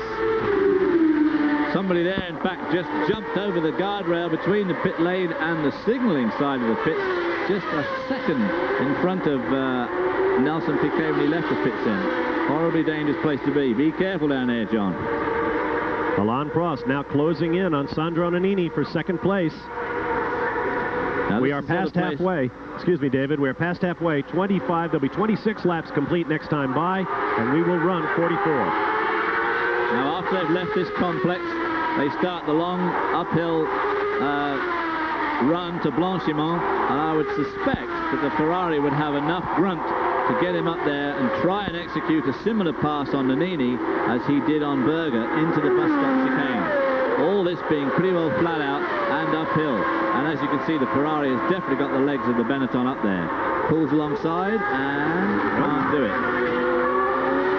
Now this is for position. Nannini, of course, on older tyres, hasn't changed yet. But he is under no particular obligation to let Prost through. This is a battle for position. He's not a lap car. It's the situation we found ourselves in Hungary, where everyone said, shouldn't Nannini have let Senna through, and shouldn't Mansell have let Berger through? I don't think so when you're racing for a spot. Absolutely no question when you're racing for a spot. Now then, another spot, or part of the track, up this fairly steep incline now. I would expect the Ferrari to be able to have the legs of the Benetton up there, but I tell you what, Nannini must be super quick through the Eau Rouge itself. Very quick, must be. Have a good balance, got a good aerodynamic balance, good suspension setup. John Barnard, who is the chief designer for Benetton's, cars always handle well. And remind you, it is a V8, so he is carrying less fuel and probably running at a significantly lighter weight than the Ferrari with the 12-cylinder engine coming up behind. Sun beginning to poke through. We're seeing some shadows back there. This is the furthest reaches of the racetrack from our announced position in the pit area. Obviously the end of the line for that camera as well. But there's something to stop an announcer's heart. Now this is where Prost is quick through these slower corners. See, he makes up a bit of ground there, which of course could spell doom for young Nannini, because it starts off this uphill straight here, pretty close behind him, close enough to get the draft from Nannini's car. He's very quick through here. Prost can't wait much longer. Senna's drawing away. Here comes the move. And so Alain Prost, 35 years of age, the three-time world champion. This is a replay from Yves, Switzerland, and himself a new father. He and his wife had Anne-Marie had a child in July, I believe. And not even a wisp of smoke from the tires as he outbraked Nannini there. Ooh, Nannini going pretty wide there. Choose your line. Now let's watch if Nannini makes any ground on Prost here, because this seems to be where Nannini's very quick. But having got around him, of course, Prost will be able to pull away at will now. But there you can see the gap between him and the leader is quite substantial, up to 7.5 seconds. Senna's last lap at 1:56.1. Once again, a new record. So Senna is not wasting time, waiting for Alain Prost to catch up. And look at the Ferrari disappear in the distance now from the cockpit of Sandro Nannini. Bit of a snaking under braking there for Prost on this downhiller. Now don't forget, Nannini so far is the only one of our top runners who has not changed time. Downhill they dash towards Le Pouhon, a sharp left-hand double apex corner that will just take your breath away. We'll return to Belgium in a moment.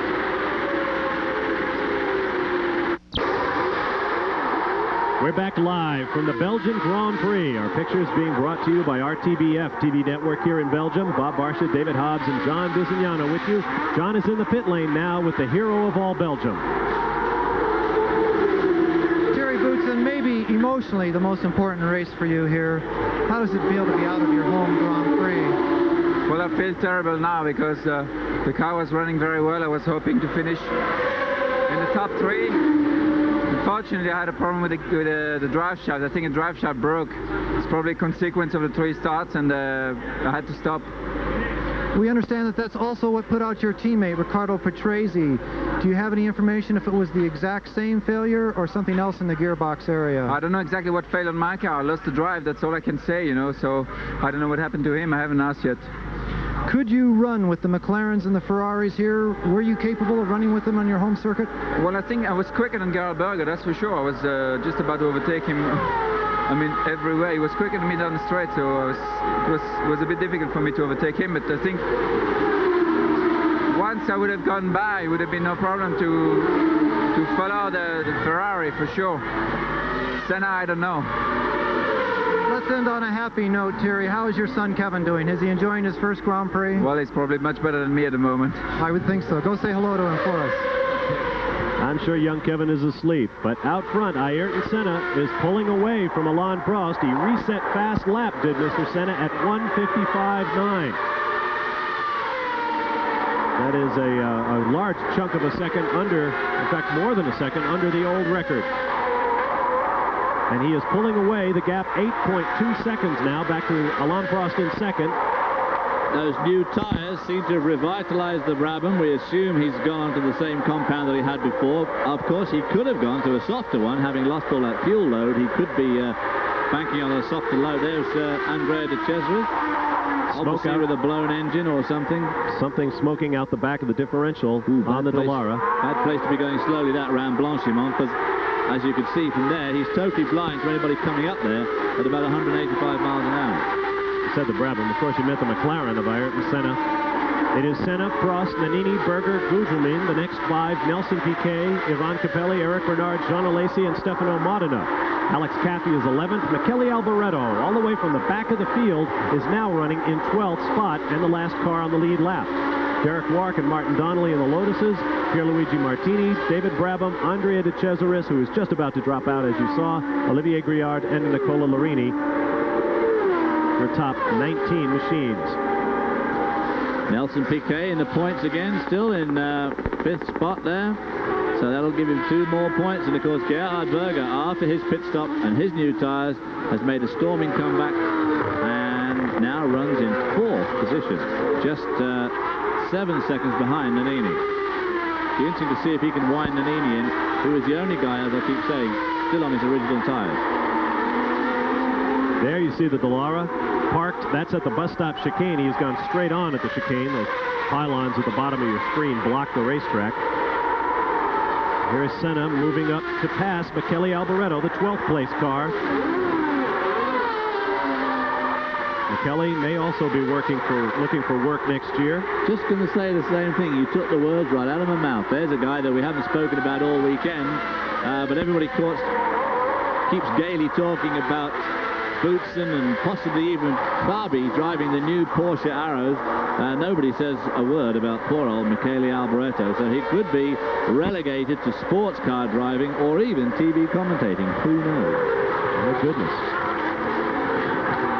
Teo Fabi, of course, should Porsche decide to curtail its kart IndyCar racing. Fabi would make a lot of sense. He's familiar with Porsche, familiar with Formula One, used to drive for the Benetton team.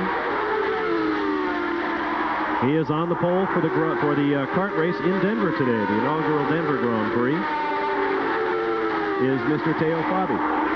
With 30 laps complete, Ayrton Senna leads here, followed by Alain Prost, Sandro Nannini, Gerhard Berger, Nelson Piquet. Maurizio Gugelmin in the 6th and final points-paying position. 9 for 1st, 6 for 2nd, 4 for 3rd, 3 for 4th, 2 for 5th, and 1 for 6th.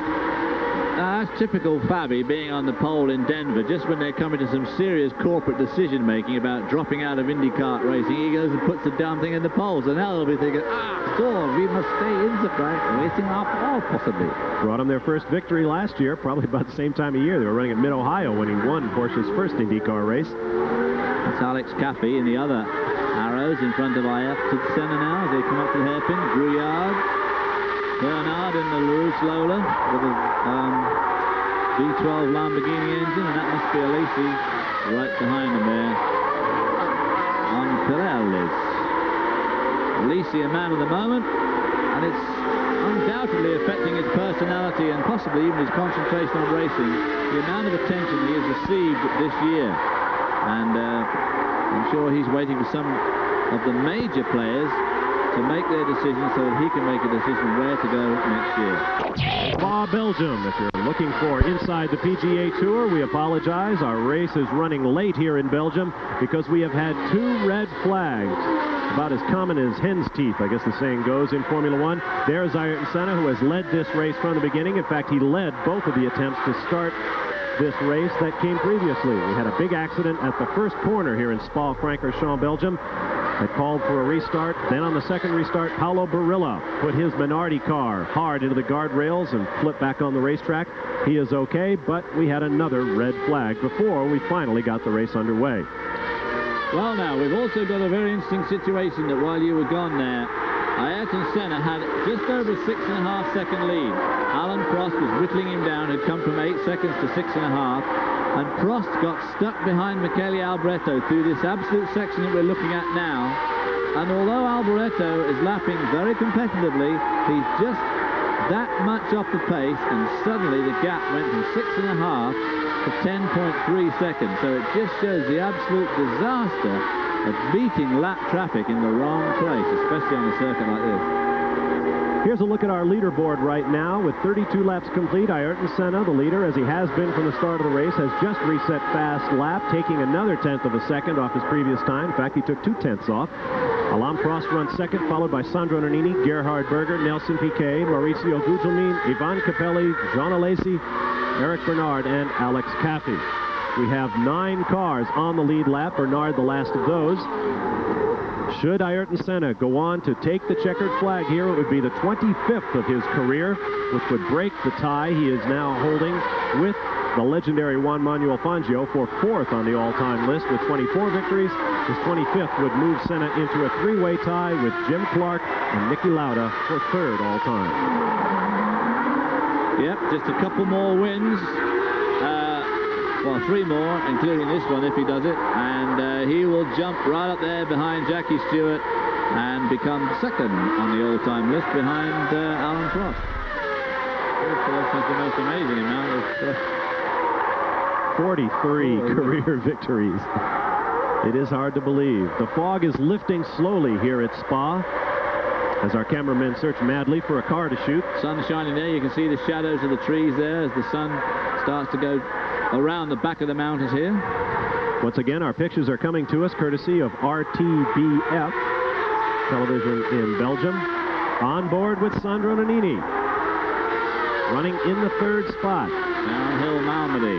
That is a slower car, a lapped machine just ahead of him. Alain Prost is gone. Alboreto, I guess, is it? Must be Alboreto or Caffey. Yeah, one of the Arrows cars. The gap now 11 seconds from 1st to 2nd. Senna back to Prost. Another 9 seconds to this man, Sandro Nannini. Gerhard Berger, 2.5 seconds behind Nannini. Piquet, 3/4 of a minute back in the 5th spot. And Mauricio Gugelmin trails Piquet by 5. Now, he's not being actually held up yet by Caffey, but I was going to say, any minute there, you could look for the picture of a red and white nose with McLaren come alongside, because Berger has really wound Nannini in. So much for electronic timing and scoring. Alain Prost in the red #1 Ferrari trying to close down the gap. 10 laps to go when he crosses the start-finish line. 11.5 seconds behind Ayrton Senna, who is still lapping very, very quickly. Now Gerhard Berger is caught behind. That's Michele Alboreto in the footwork arrows and not Alex Caffey. And now Gerhard Berger will pass him under braking for La Source.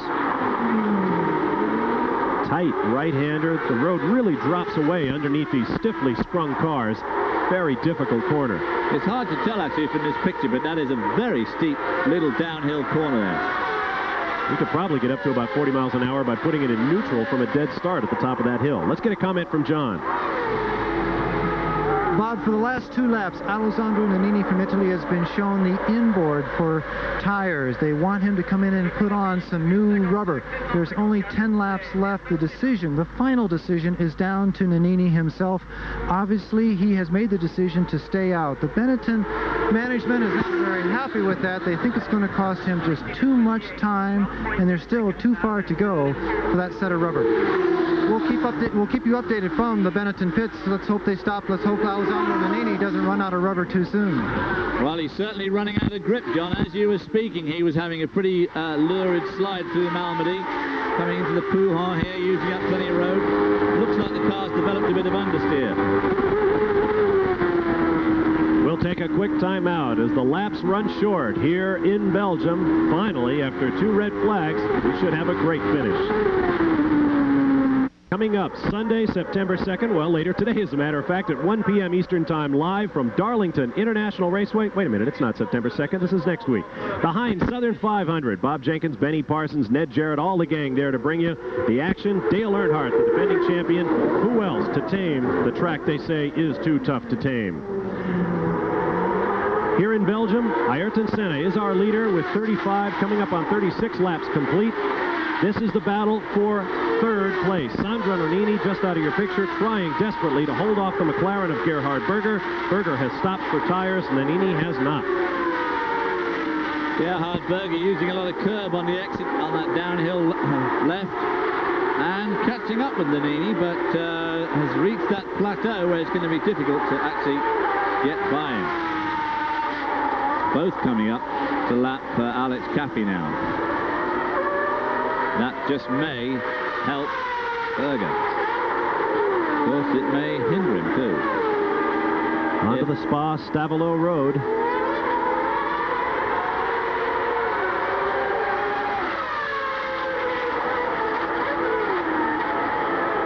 "36 laps now complete. Ayrton Senna has crossed the start-finish line. Alain Prost just behind him. 8 cars remain on the lead lap. If I was Nannini, I'd be looking in my mirror rather nervously now with another one of those red and white McLarens behind me, rather like Hungary 2 weeks ago. And Alex Caffey just ahead in the Arrows, the white machine. Not exactly burning rubber trying to get out of the way. Almost bound to slow Nannini up through here, which will just finish old Nannini right off.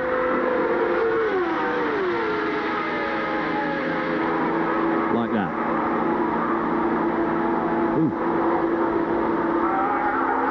And Nannini will come right back. Whoa! We've done this before, guys. Well, these guys are serious. From the onboard camera, look for the red nose of that McLaren. No. Berger drops back.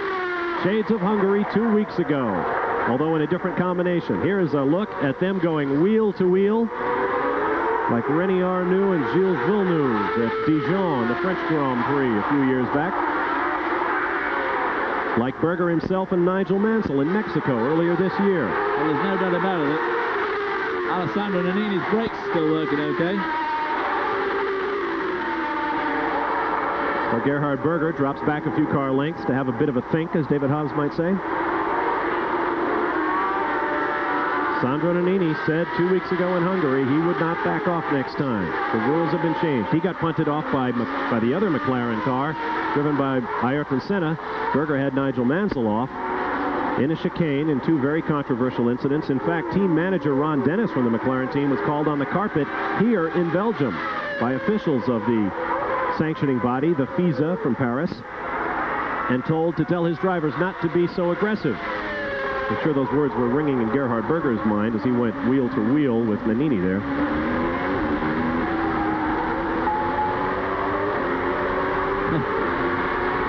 The Arrows remains out front. Nannini will try the inside line until the source. He's not making a lot of room here for these guys, is he? Certainly is not. But that is now complete. 37 laps are in the books. There are 7 yet to go. Alain Prost trails leader Ayrton Senna by 12 seconds, although he is now lapping at 155.3, well under the previous course record. But he has a long way to go and not much time to get there. Sandro Nannini and Gerhard Berger running about another 20 seconds further adrift. Caffey, Alboreto, Modena, all lapping in the 2-minute range, as opposed to our leaders who are lapping in the 1:55. Just gives you an idea of just how quick those 2 lead cars are. Because immediately Nannini and Berger dropped to the 2-minute range. Well, that's probably because they were held up by Caffey on that lap. Once more down, steeply downhill in 5th gear to Pouhon.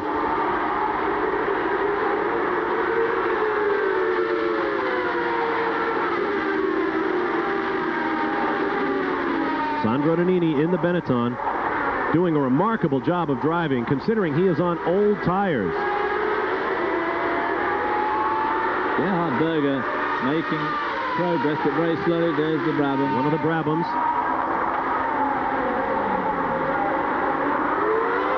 Likely David Brabham. I couldn't see the car's number. Saw Eric Bernard's LaRousse car. Now we have a yellow flag down here at La Source.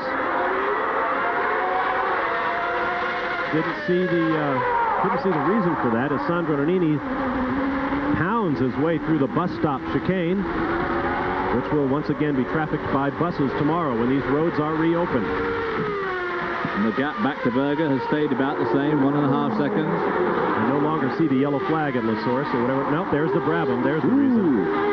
And that is a dangerous position. And David Brabham climbs out of it. And Prost has managed to take 2 seconds off Senna's lead there, down to 10.7 seconds now. And a new lap record for Alan Prost, 55 even, 55.087. 1.2 seconds under the old lap record. These cars simply get faster and faster. It is Senna, Prost, and Nannini, the only cars really with a shot here in Belgium.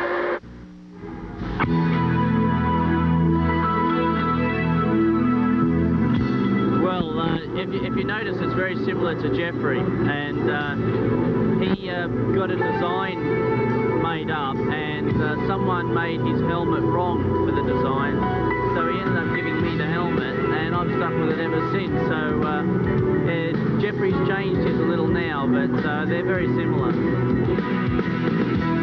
And Jeffrey, of course, is Jeffrey Brabham, David's older brother, and the two-time and defending Camel GT Sports Car champion. He'll be doing his stuff next Sunday from San Antonio, Texas, where David and I will both be. David in the air-conditioned splendor of the announce position, and me out slogging up and down the pit lane. Quite right, too. Gerhard Berger seems to have met his match, and Sandro Nannini here, not making any ground on him at all, absolutely stuck at about 1.25 seconds behind him, and with only 4.5 laps to go, if he's going to make an effort, he needs to get on with it. Oop, bit of smoke there off Nannini's cars. He brakes because his cars are probably starting to lose their grip now quite badly. 8 cars remain on the lead lap. 17 cars of the 26 that started are still in the race.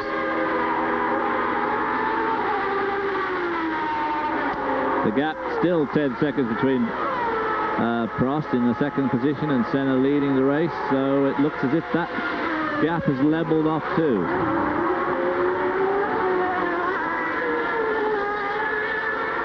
There has been, we should report, there you see Ayrton Senna, the leader, up in Lecombe with 4 laps remaining. There had been talk that perhaps McLaren was not happy with the way that Gerhard Berger has been racing, perhaps not aggressively enough, that he didn't deal with slower cars quickly enough. I wonder what they think right now with Nannini obviously on fading tires and Berger still unable to deal with him for 3rd place. Well, which is not to slight Nannini, who is a fine driver. There certainly seems to be a case of saying that Gerhard Berger has peaked, and he's not, by the look of things, going to just go out and win one of these races. I'm sure he will win more races, but he doesn't seem to be a match for his teammate Senna. Well, after all, who is? Now Berger closes up again on the green Benetton. Senna, Prost, Nannini, Berger, and Piquet, your top 5 cars.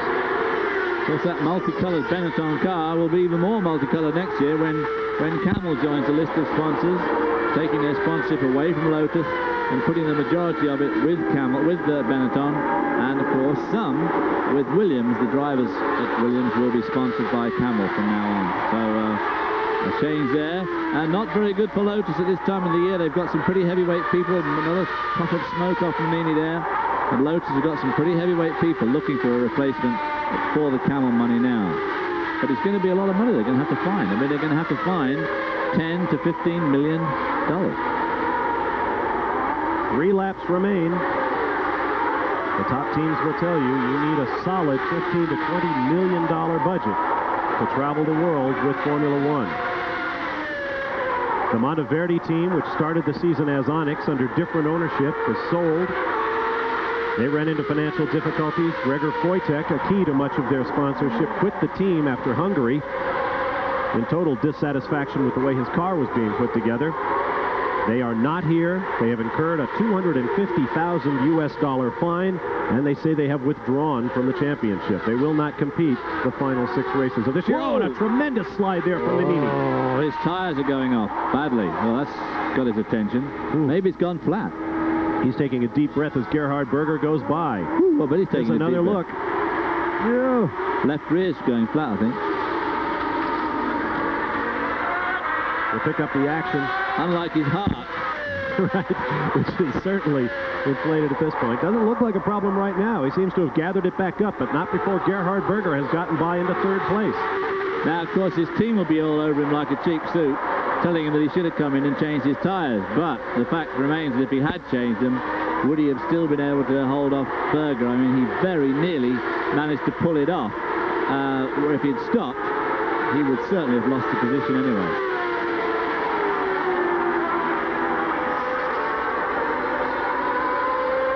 Yes, that will give him something to think about for the next 10 minutes or so while his whole heart comes back to normal.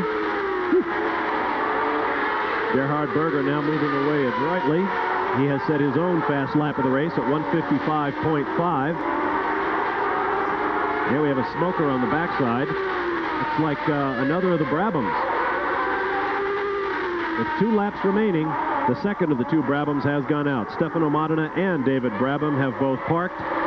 That one's already been worked over by the extinguisher. That corner where we've mentioned it so many times, Eau Rouge, as being such an absolutely breathtaking corner. Even Ayrton Senna said, and I quote verbatim here, after you do the corner, you may feel you could have done it flat. But it's a situation where if you are committed before it, and you cannot do it in fact, then there's not much you can do afterwards, in brackets, and you will crash. So you have to commit yourself, but to a certain limit, of course. It's a very, very committing corner. In fact, perhaps the bravest as well as the fastest man in Formula One says, I go down into the corner, did it nearly flat. I said to myself, I'm going to try it. I'm going to try it this time. But as I was going downhill, I changed my mind. Yeah, I know. No kidding. I always change my mind every time I go downhill, too. Could he pick up this victory? In addition to climbing to 25 career wins and tying for 3rd all-time, this would be Ayrton Senna's 3rd straight victory here at Spa. It's a circuit that he likes very much. In fact, he will have won here 4 times in the last 6 years. Well, we hardly like to put victories in people's mouths before they get there, because a bit like staying out on the first lap, he's not won it yet, but certainly will be an impressive record if he pulls it off. And that was Capelli in the Leighton House there that we see him, that he just passed. Capelli, the first car out of the points in 7th position, behind his teammate Gudjovin, who, if he finishes where he is now, will in fact pick up 1 point. In fact, those will be his first points, or point, of the 1989 season that began so badly for the Leighton House team.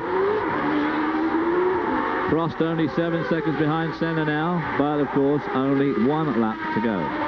We are on the last lap, and once again Ayrton Senna of Brazil, the 1988 world champion, flashes through Eau Rouge, over the hill at Radillon, onto the Kemmelbach straightaway.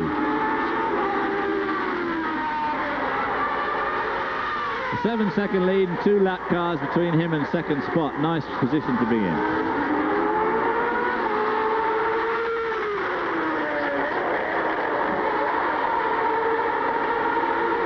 Some people call him a genius, Ayrton Senna da Silva of Brazil. A natural talent if ever there was one. But also a man of great principle and very, very stubborn. Well, he has also won in every single branch of racing that he has been involved in, from go-karts through Formula Ford 1600 to Formula Ford 2000. He has won the championship in every class that he's been involved in, not just individual races.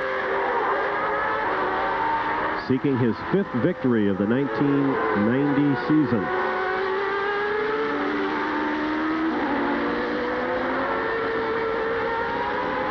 He said before today's race that by signing with McLaren for another year, it took a lot of pressure off him, and he felt that he was going to be able to drive better for the rest of the year, because he's been so involved in negotiations and arguing and this sort of thing over money and what he's going to drive, that it's put him off, he maintains, for the last few races. Well, it certainly looks as if it's true this afternoon. His 48th pole is followed by his 25th checkered flag. Ayrton Senna with a salute to the crowd. There is Alain Prost finishing just a few seconds behind. In fact, Prost closed magnificently 3.5 seconds back at the finish. From as much as 12 seconds behind, Alain Prost will pick up 6 points for second place to Senna's 9. Here is Gerhard Berger, who got by Sandro Nannini, who had that lurid slide, David's favorite word, on the uphill from Eau Rouge to Radillon.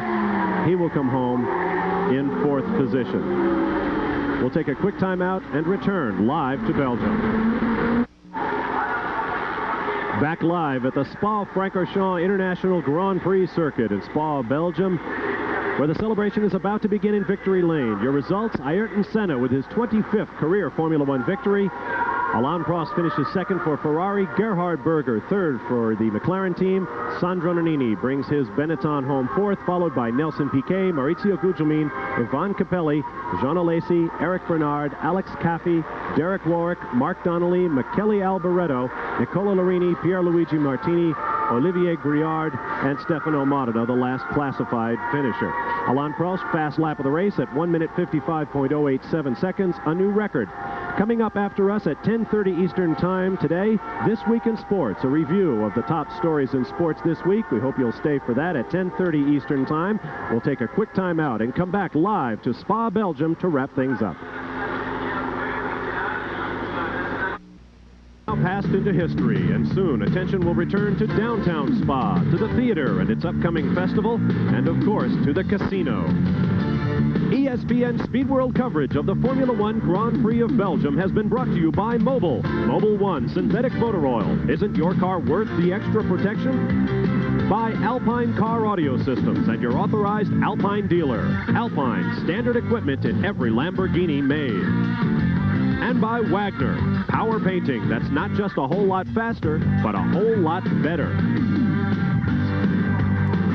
With his victory, Ayrton Senna of Brazil expands his lead of the 1990 World Championship over Alain Prost from 10 points to 13. It is Senna 63, Prost 50. Gerhard Berger now has 33 points. In the manufacturer's standings, McLaren with 96 points to Ferrari's 63. We hope you join us in 2 weeks when we will carry the battle to the Italian Grand Prix at Monza, Italy, 8:50 a.m. Eastern Time. For David Hobbs and John Bizignano, I'm Bob Barsha. Thanks for being with us. So long from Spa-Francorchamps, Belgium.